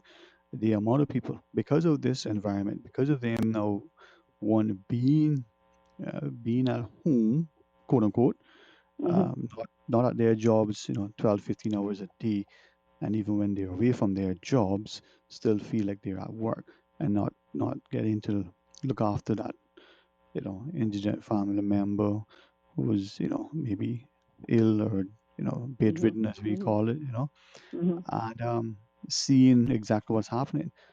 Even as an example, even if the person that is providing the care is a nice person, a good person, it's not you. And so when you're at work, you have that, as you shared, you have that piece of thing at your mind, just worried about it. You're distracted, naturally so, because of the love that you have. Now I know that some have shared that part of that level of care, they're asking for people to have some level of training and certification, but with great respect. Many of the people that we've hired, we've seen it in the financial services sector even, they contend that they have this training. It turns out to be, not only fraudulently obtained and, proffered, but they don't have the competence when you put up to the test. Yes, they're certified as a, let's say, home caregiver, but they're learning as they go. They don't know how to do it. They haven't dealt that. Something we need to frankly learn. speaking, Dean, I believe probably the majority of them who, and don't quote me on this, I am just making this based on the number of people who I know. That doesn't mean that stretches straight across the island. This is not a qualified statistic, right? But most of them, I believe, are level 1 employees. Level 1 meaning it requires a CPR and first aid qualification, which costs around maybe $125 to get it. You know what I mean? Is that something so hard that Caymanians can't qualify for it? No, perfectly within our reach. But the policy is there that stops us from getting it. And at level 1, you're earning $1,200 a month. Yeah. Right? But that's the thing, right? As you share that, are we systemically doing things that, and I use the word, that discriminate? No, they can find another word, but I use that because it's apropos. Are we doing things now that positioning Caymanians, so that there are certain employment prospects? I mean, just take the example. A policy exists that says a family member is precluded from looking after another family member. So you have to find somebody else, more than likely someone on work permit, with all of the other things that come into play with that. Even if you hire a very loving, qualified, wonderful person, there's an adjustment. This aging family member will have to make a new face, a new person to get along. Yes. Is that comfort there? No. Yeah. And I can speak to my personal experience on that. And God has blessed me with a wonderful, wonderful home care employee. She's a fabulous lady, but she comes from a different culture. My mother is 92. I spend so much time balancing this relationship out, right? Mm-hmm. Because at 92, my mother is not really up there talking about she's going to change the way that she has lived for 92 years to adjust to yours, all right? Yeah, And then I have yeah. someone who has lived, because she's a mature woman, she's a very responsible woman. She's lived the majority of her life cooking food this way. And Mhm. so but my mother wants it this way. And so I Of have course. to come in and I have to say, okay, so here's how you're going to have to do this, right? Yeah. And then because there's just a difference in culture as well, I have to spend a lot of time saying, okay, so let me play peacemaker here and explain to you what really just happened, because both of you are seeing that you're both right because you're both used to doing things this way. Mhm. But you're in her home and this is how she wants it done and stuff, right?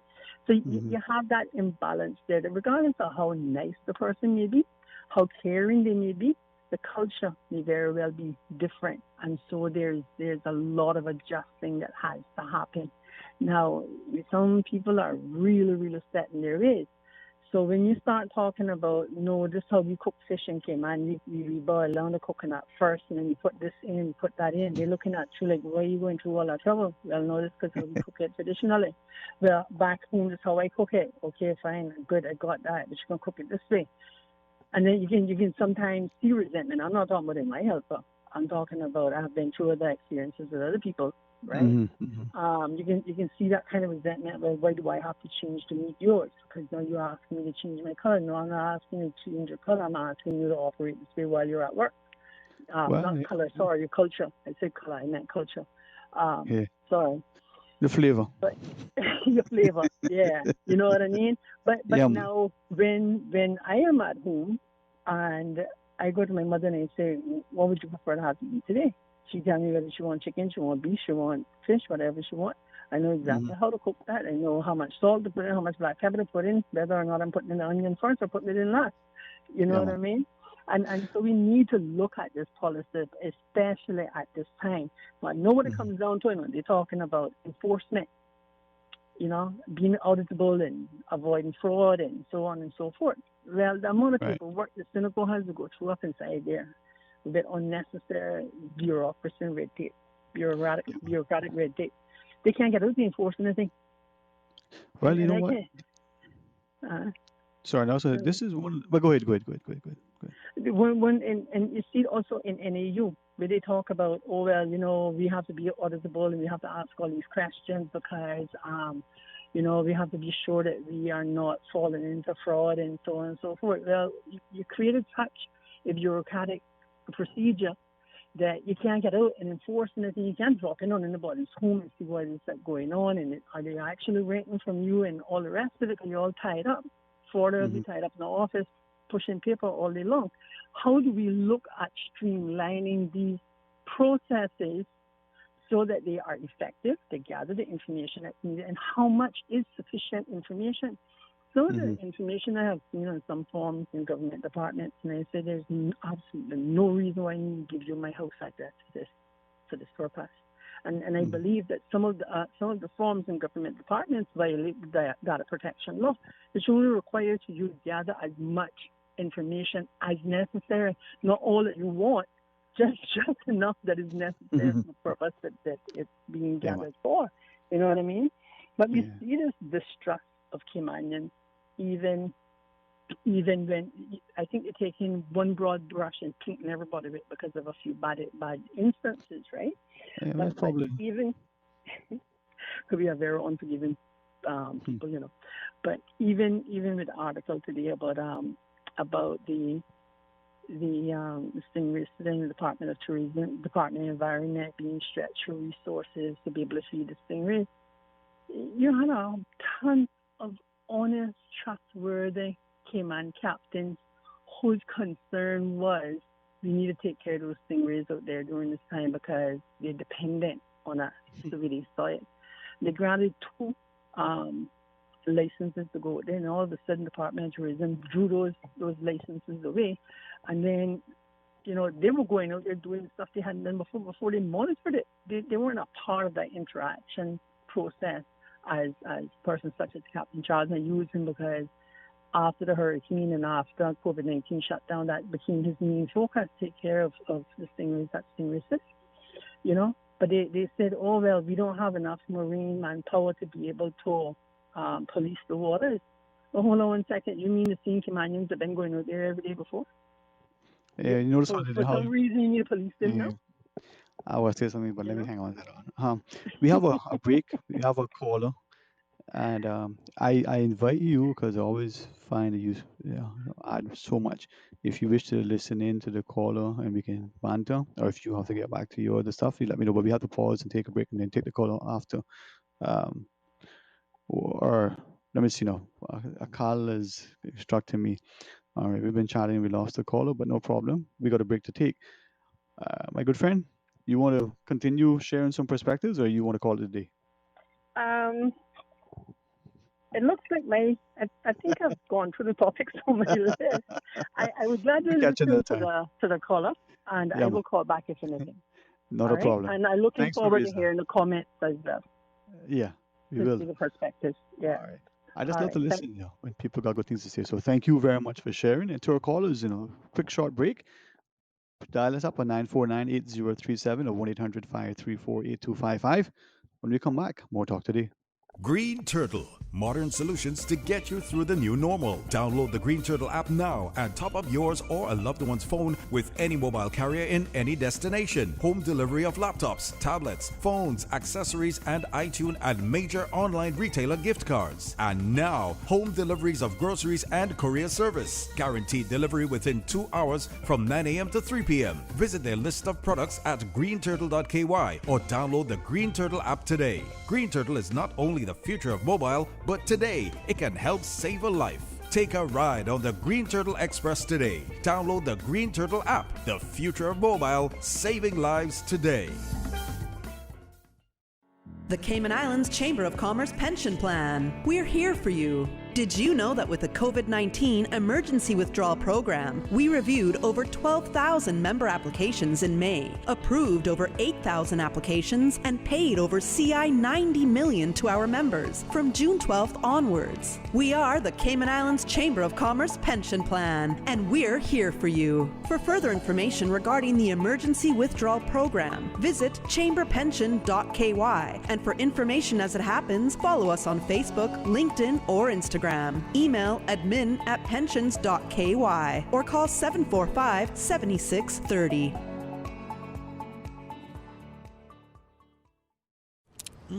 Wow, looks good. What is that? Chicken chair. What did you just say to me? Chicken chair. I am not a chicken. Whoa! I said chicken share. It's from KFC. Bucket of 12 hot wings, 6 pieces of chicken, or 8 tenders. KFC chicken share. Just $12 each. Oh. Want some chicken, tenders, or hot wings? You're sharing your chicken share with me?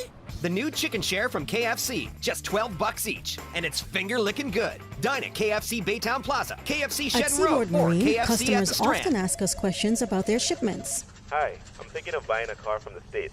Which port do you ship out of? Hi, we ship out of Miami, Houston, and Brooklyn. Just let us know your port of choice and we can provide you with a quotation and answer any questions you may have on insuring and protecting your vehicle during its journey. Shipping shore to shore, Seaboard. The Cayman Islands government reusable cloth mask distribution is almost complete. With the assistance of the RCIPS community police officers and community safety officers, they are conducting the final distributions in various communities across Grand Cayman. If by chance you have not received a mask as yet, visit Kirk's Eastern Avenue Car Park, Monday, June 22nd, 4 p.m. to 6 p.m. Foster's Republic West Bay Car Park, Tuesday, June 23rd, 4 p.m. to 6 p.m. Foster's Camana Bay Car Park, Wednesday, June 24th, 4 p.m. to 6 p.m. Hurley's Red Bay Car Park, Thursday, June 25th, 4 to 6 p.m. Foster's Countryside Car Park, Friday, June 26th, 4 to 6 p.m. Stay safe, Cayman. Are you finding that your young child is anxious? Coping with COVID-19 related stress can be harder for children as they have less experience of facing big challenges. Signs that your child may need emotional support can include frequent crying or irritation, toileting accidents or bedwetting, changes in sleeping habits and appetite, frequent arguing or fighting with others, and increased physical ailments such as unexplained illnesses. For free and confidential support, call the Mental Health Helpline weekdays from 9 a.m. to 5 p.m. at 1-800-534-MIND. That's 1-800-534-6463. Travel between the three Cayman Islands remains restricted until further notice. Persons may only travel between Grand Cayman, Cayman Brac, and Little Cayman to provide essential services or for emergency medical purposes. Persons traveling between any of the three islands may do this by contacting BRAC Travel at gov.ky with the details of their proposed travel, including purpose of visit, length of stay, accommodations, etc. Applications will be processed on a case-by-case basis. All individuals traveling to the sister islands from Grand Cayman must undergo a 14-day mandatory isolation period at a government facility. They will be tested on the 15th day, and direct transportation to the airport will be arranged if they have a negative result. Talk today. But I do have some questions. Talk today. Cayman Islands' foremost listeners participation program. Talk today. Because there are more questions than answers. What the public is saying. Waging to take your calls right now. Sterling Dwayne Ebanks.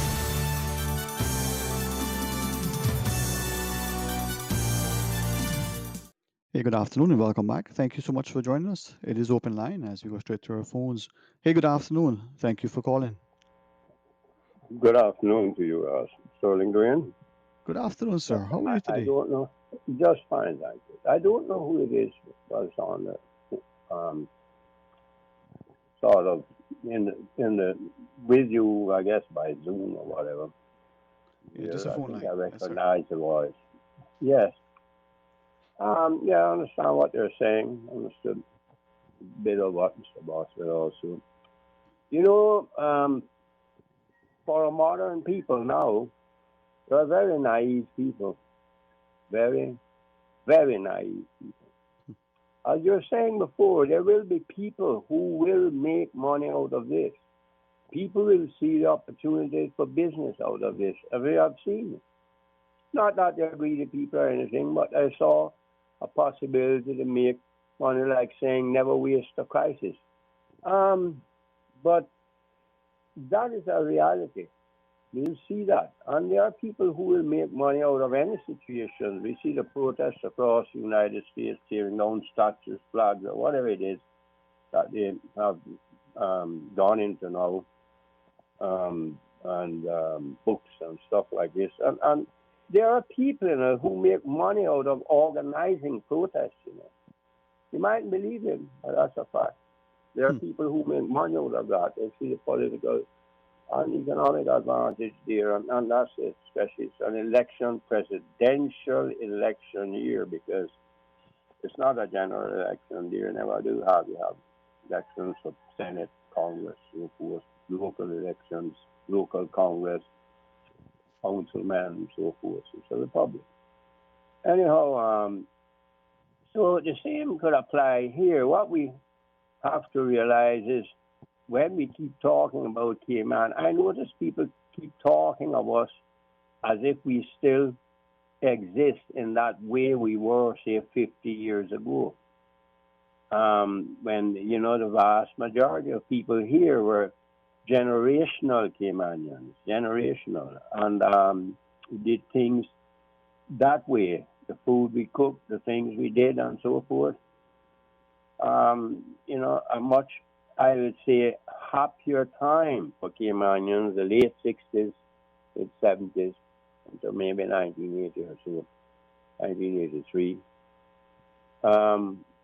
We were vastly different, but as we started to become a minority, things have changed, and that change is permanent. We cannot go back to that way. People my age, I'd love to, and I often hear people like me talking about the old Cayman and how we did things that way, and we did this, we did that. That can't be done again. Never. It would never work. That can't work in this society. Was it 140 different nationalities and 52,000 acres of land? Most of them are here.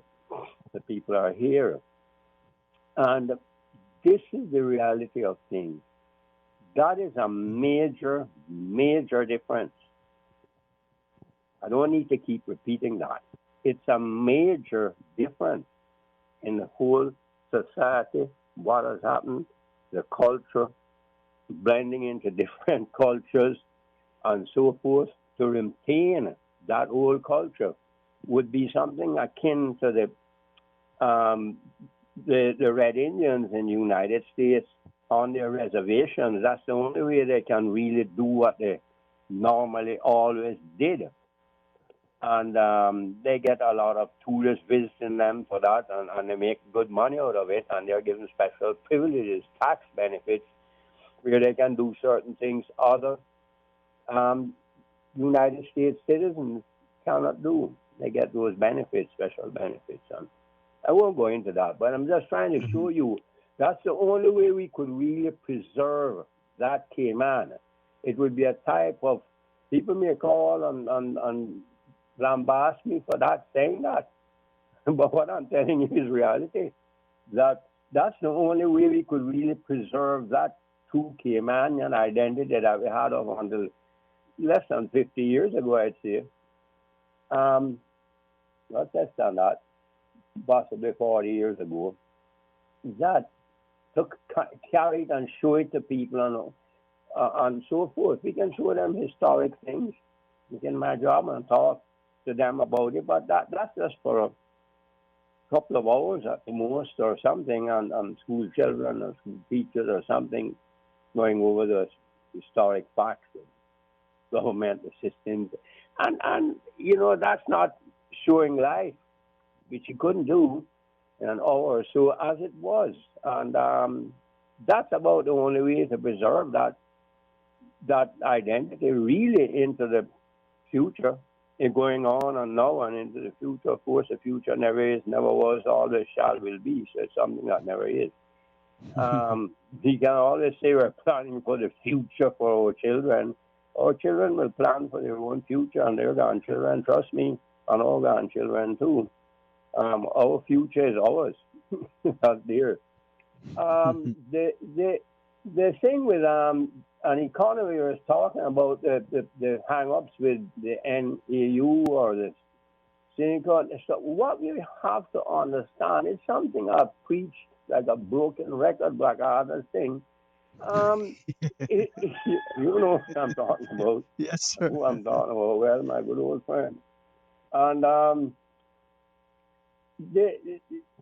that we are trying to run a modern day country without any form of direct income tax.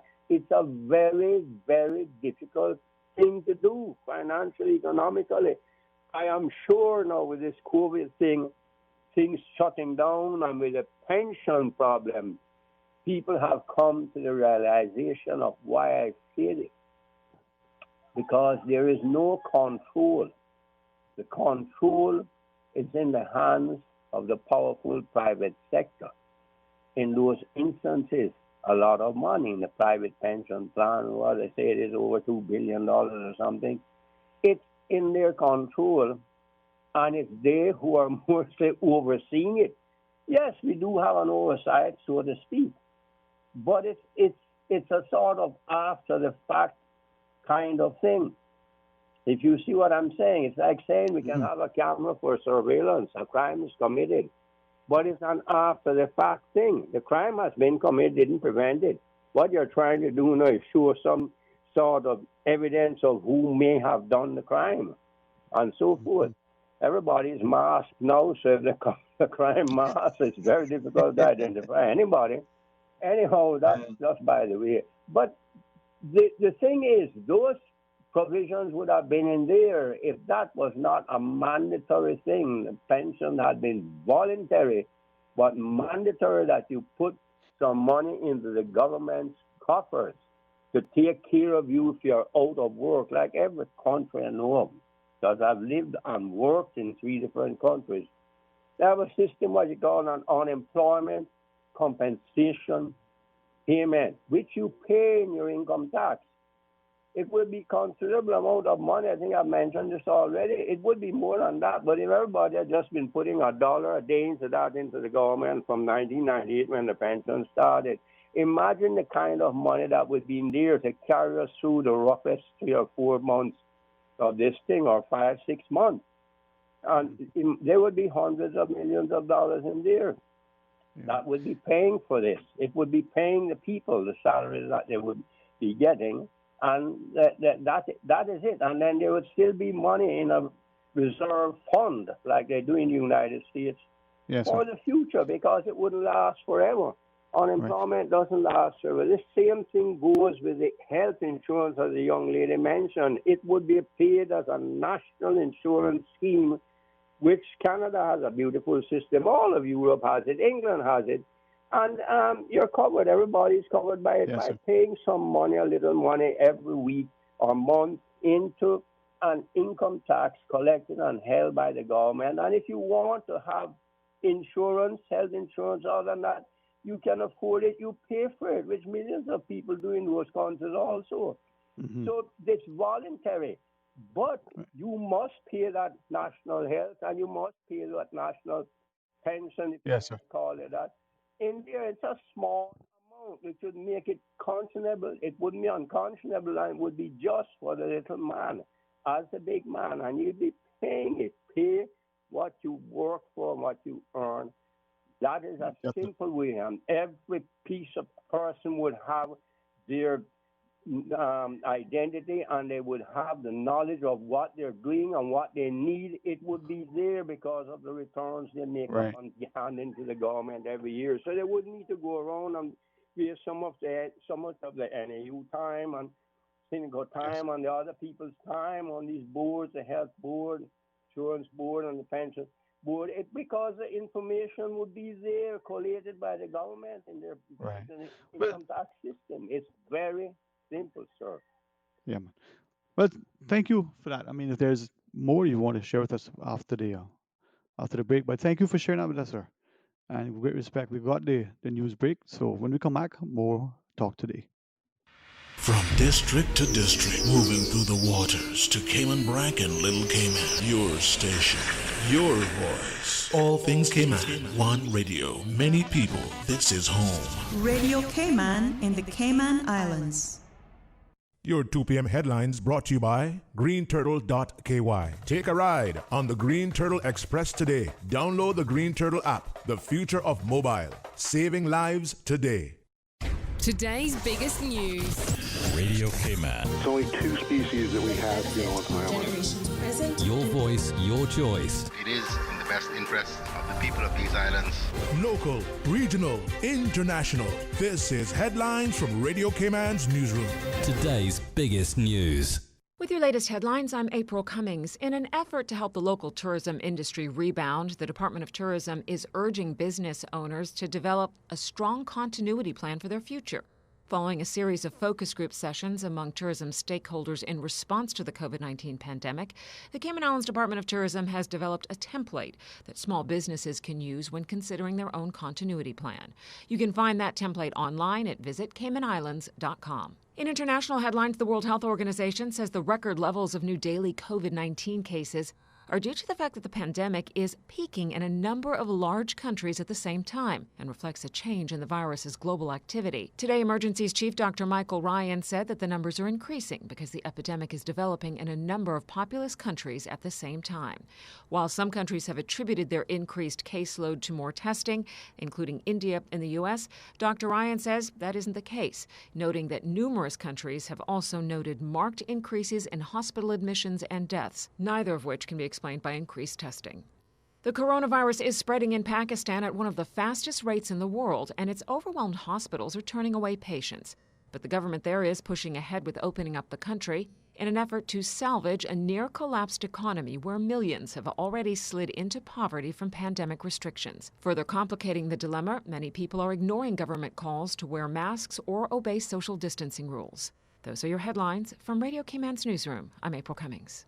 Green Turtle, modern solutions to get you through the new normal. Download the Green Turtle app now and top up yours or a loved one's phone with any mobile carrier in any destination. Home delivery of laptops, tablets, phones, accessories, and iTunes and major online retailer gift cards. And now, home deliveries of groceries and courier service. Guaranteed delivery within 2 hours from 9 a.m. to 3 p.m. Visit their list of products at greenturtle.ky or download the Green Turtle app today. Green Turtle is not only the future of mobile, but today it can help save a life. Take a ride on the Green Turtle Express today. Download the Green Turtle app, the future of mobile, saving lives today.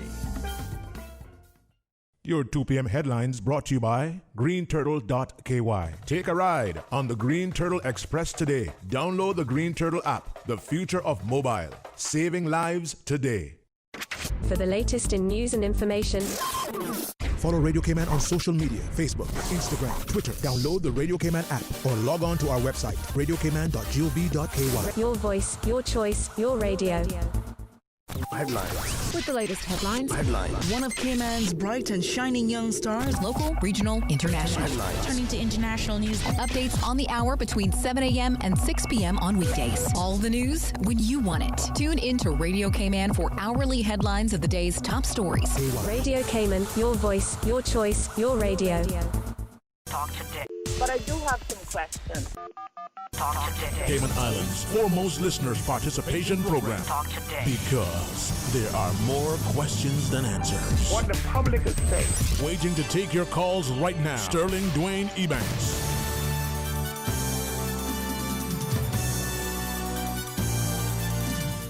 Hey, good afternoon and welcome back. Thank you for joining us. It is open line as we invite you to call and share your thoughts with us. 949-8037 or 1-800-534-8255. And as the callers were sharing, maybe some of you will have a similar perspective. I think it's important, as they've all alluded to, the need for, especially in this time, people in any society to be able to speak openly and freely about what is it that they're experiencing, what is it that they think should happen, maybe even the timing for it to happen. Here's a sentiment that was shared with us earlier as a result of comments that were sort of put forward when we were talking about employment and the challenges in the workforce. Someone writes that the real battle is not between, Caymanians, versus work permit holders. It is with Caymanians. It is Caymanians with work permit holders against exploitation. So as long as we allow work permit holders to be exploited in our country, the Caymanians will have to choose to work under the same exploitative conditions or join the NAU line. Caymanians and work permit holders need to stand together and have some form of labor rights or labor union to stand up for all workers, regardless of nationality.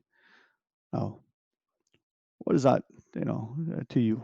Is it that, as many have alleged over the years, that many times people on a work permit, not just those who are earning, at the lower level of the economic scale, but in cases, many in other sectors, may not necessarily be that they're being paid the requisite salary that they should be or that were promised. It's been alleged over the time that some are not even being paid when the payday rolls around. Some are not, being given the vacation time. Now, if these things are happening, is it that there is an avenue by which the work permit holder in particular can go and make a justifiable sort of complaint without feeling further victimized? Let's go to our phones. Hey, good afternoon. Welcome. Thank you for calling. Good afternoon, Dwayne. How are you? Very thankful, my friend. How are you today? I'm always thankful. God is good. Amen, brother. I'm calling. I heard you talking about, like when you have hurricanes and things like that, when they had hurricanes. Remember when Ireland was here, how government had to step in because people were ripping us off and jacking up prices and stuff. The government said you can't do that. You remember that? Yeah, I think that as a result now, if I'm not mistaken, the now premier was very astute and pushing for some price gouging legislation. That's right. Now, I can give you an example. The prices are doing the same thing now, but nobody's paying attention. Now, I went to some place today where I said I could just pull in here because I wasn't really that hungry, but I just wanted a little snack or something. So I pulled into this place, and I had to wait in line because there was a line going through the drive inside. They weren't open. And when I got there, I said they had like 10-piece nuggets, and then they had like a 5-piece nuggets and stuff like that. But I didn't want 10-piece nuggets. And, it came with, you had to pay extra, I think, for the, it's called soda, but I didn't want soda. I just wanted something to snack on because I wasn't going to stop no place. I was just going to eat while I'm driving. So I said, well, let me get the 5-piece thing. So when I get to the thing, the girl says to me, told her how much more. I said, how much is that? She said, $3.70. I got a receipt on that line. And Dwayne, when I got by the place where I had to pick it up, there were 3, 4, 5 little nuggets in there, about an inch square and about a quarter of an inch thick. And they had one little tiny cup that they had them in. That's how bad it was. But I say, I looked at it. When I looked at it first, I said, it's got to be a mistake. I'm thinking that it's got to be supposed to be 5 nuggets here. They told me. I looked at it. I said, I handed it back to him. I said, give me my money back. And this is what's happening now in Cayman, especially in some of these fast food places, where they are selling salads. A salad for $9 and something. When I could go to Ragazzi and I could get a salad, for maybe $10. They're ripping us off, and government has to step in. And you talk about minimum, but Caymanians and working in a hotel, what government has to do is to get up there to these managers and these foreign owners of these hotels and stuff. Look, there's a minimum wage of $10. If you don't want to do it, then go about your business. Somebody has to come and do it.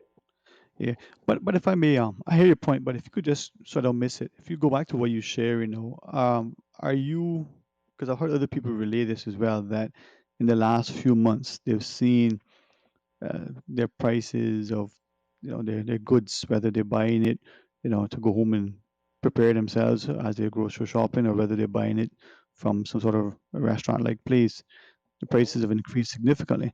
I believe at the press briefings there were questions about increases in price, and I think again, Honorable Premier, referenced that you may be seeing increases in prices, but it's not necessarily that it could mean that here it's just an issue of price gouging. There could be that the people here are being forced to pay increased prices as a result of what they're buying from those suppliers. What they need to do is have somebody in government, some inspector, some restaurant inspector, something like that. And when they see where they jack up prices, imagine 5 little nuggets like that for $3.70. Do your math there. That's what, 80-something cents a piece? Yeah, well, no. That's not even a good mouthful. That's not even a good mouthful, them little 5 nuggets. But the question though is, if it's as you have shared, right? And we have the legislation for it. Is there a reason that it hasn't come into play?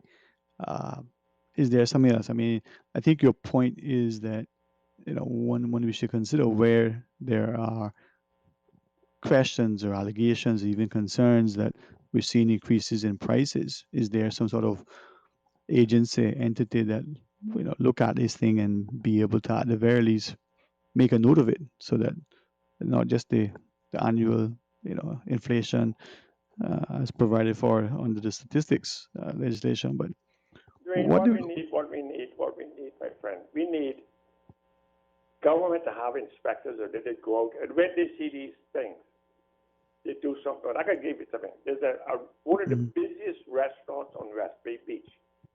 It's got to be the busiest because it's always packed, right? Mm-hmm. You go inside there, mm-hmm. and because it's 3 restaurants in a row, okay, same company. You go inside there, and you go to the men's room. You got to go up 3 steps, I think, or 2 steps. 3 steps, I think, in all, to get into the men's room. The men's room, like the ladies' room, opens up right into the dining room. When you open the door, maybe I'll be sitting down having something, and I can see people going into the bathroom. Okay? I don't know what the ladies look like, but when you go into the men's bathroom, they got a little. Now, let me tell you something. Now, I'm really adamant about this because when I came back home in 1986, it was me that implemented the law or the building codes for handicap bathrooms, handicap everything. And when I see after this place has been opening up there and running there for these many years, it's nobody's fault but governments that they don't have an inspector go and say to these people, you got to change it. The cubicle where the toilet is supposed to be at least 3 feet, 4 feet wide, so that somebody is handicapped. But the handicap can't get in because you got to get steps to go up there. Okay? And I've spoken to people in government about it. I've spoken to the managers. In fact, one of the managers told me that they were thinking about doing something this year or something like that. This would have been a good time to do it. Right now, we're doing the coronavirus thing. But what I'm saying is, because I don't know how they do it, I don't think it's inspectors. I think it's because they're connected with somebody who can say, oh, don't worry about it. And this is what destroys Cayman, this corruption that where people they're connected with somebody and the person say, oh, don't worry about it, I'll take care of it, blah, blah, blah. And so they don't do it. You see, Dwayne, let me tell you something. The worst thing that can happen to any place, when things start to slide, when people ignore the things that are going on, okay? And you see these things happen even today. You see them happening today, where people, they don't do what's right. And if you got laws, you abide by the law. You see, you don't have to be nasty, but you say these are the rules. They got to do that with the owners of these hotels, these condominiums. You remember up until, well, I go back to the 1970s because I say that was the best decades of this country. When you go into a hotel, you go into a restaurant, you go into a bank, you go into almost any business in this island. And when you look behind that counter or behind that thing there, you see Caymanians. You see them serving, you see them cleaning, you see them working as maintenance people and all this, okay?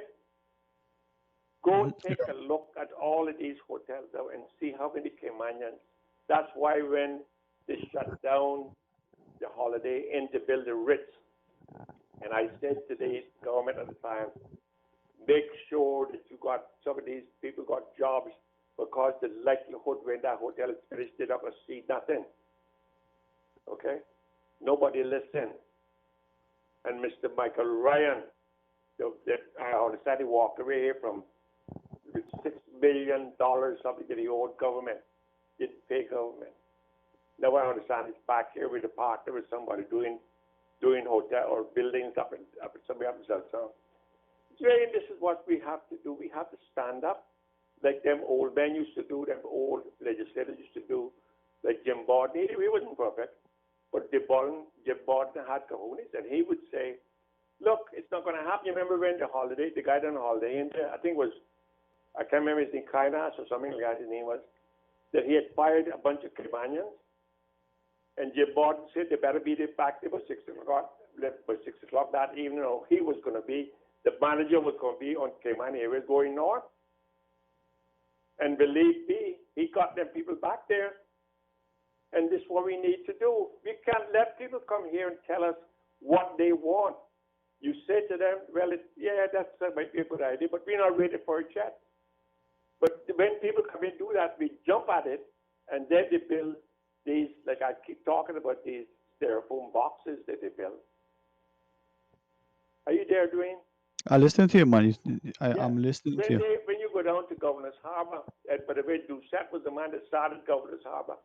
And all the houses that used to go in Governor's Harbor was nice Cayman-style homes. It was the residential area of that area. And now you see these people going with these little styrofoam boxes. They don't have a roof on them. They got a little flat roof because they're saving money. And people, charging millions of dollars for some of these places. And they don't have, oh, Jesus. Dwayne, it breaks my heart to see what's happening to us. It breaks my heart.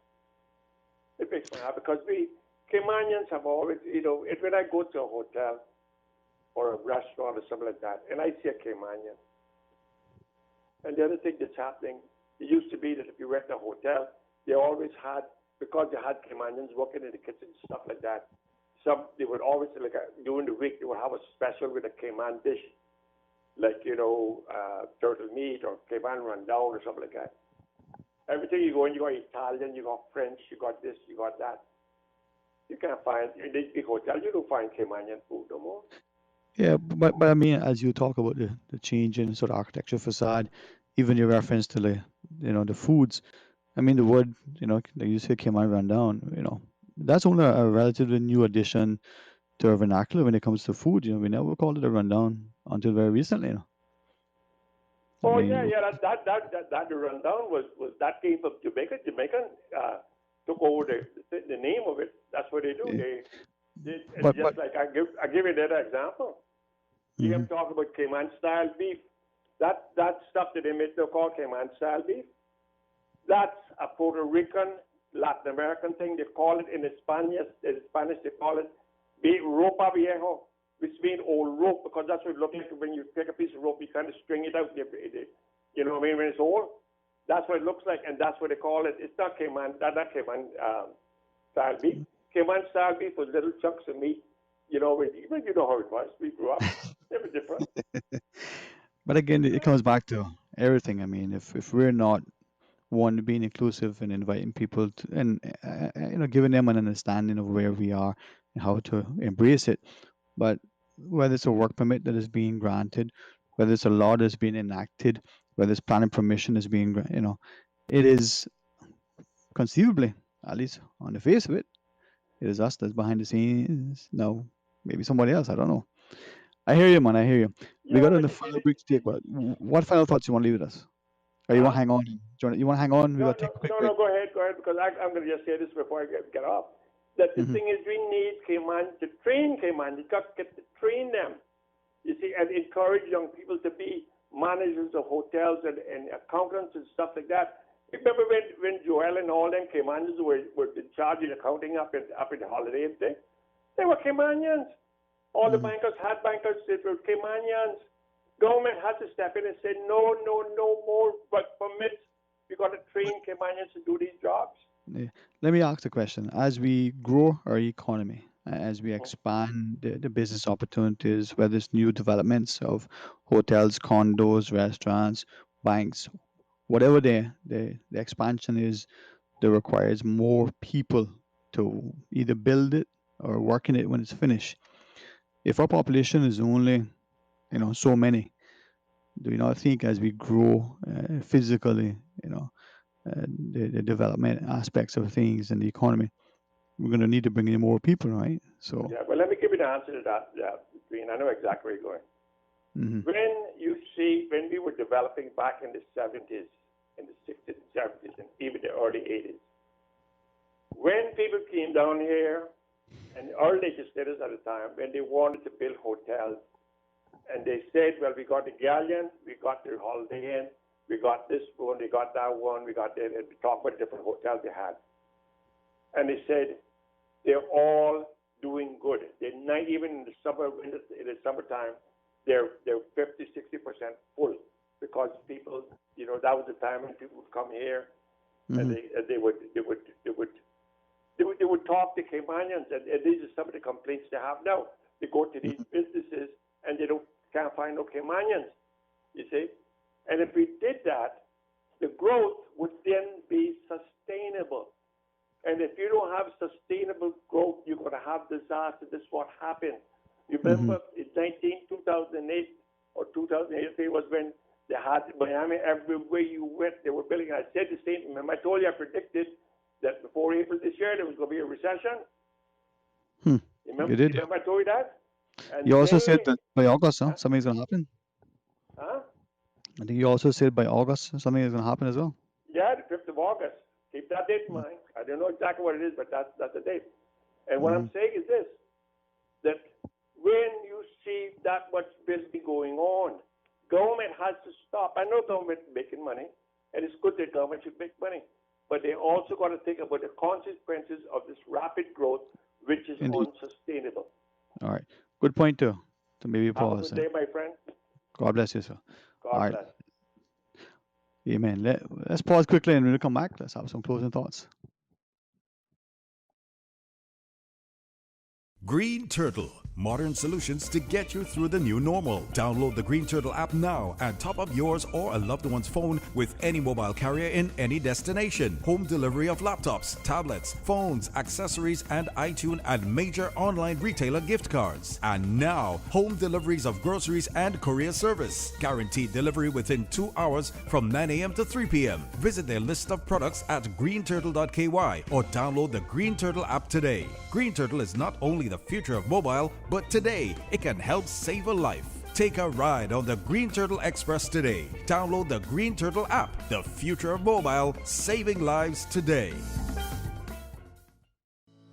Taking your medication when prescribed is important to your health, and your health matters to us. The Health Services Authority's pharmacy has locations across the islands, including a new convenient prescription refill location at Smith Road Centre for persons with full insurance coverage. HSA has taken additional safety measures to keep you protected during this extraordinary time, with frequent sanitizing, priority for the elderly and pregnant, additional seating for social distancing, and face mask requirements. If you have questions about your medication, contact one of our pharmacists at 949-8600. For more information about our pharmacy hours and locations, visit hsa.ky. Talk today. But I do have some questions. Talk today. Cayman Islands' foremost listeners participation program. Talk today. Because there are more questions than answers. What the public is saying. Waiting to take your calls right now. Sterling Dwayne Ebanks.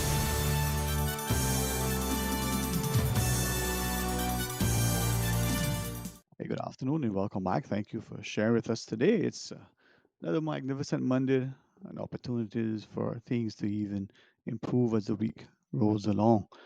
I trust as you go about it, you'll find a way to do all you can to improve you and your lot, but hopefully help others in the process as well.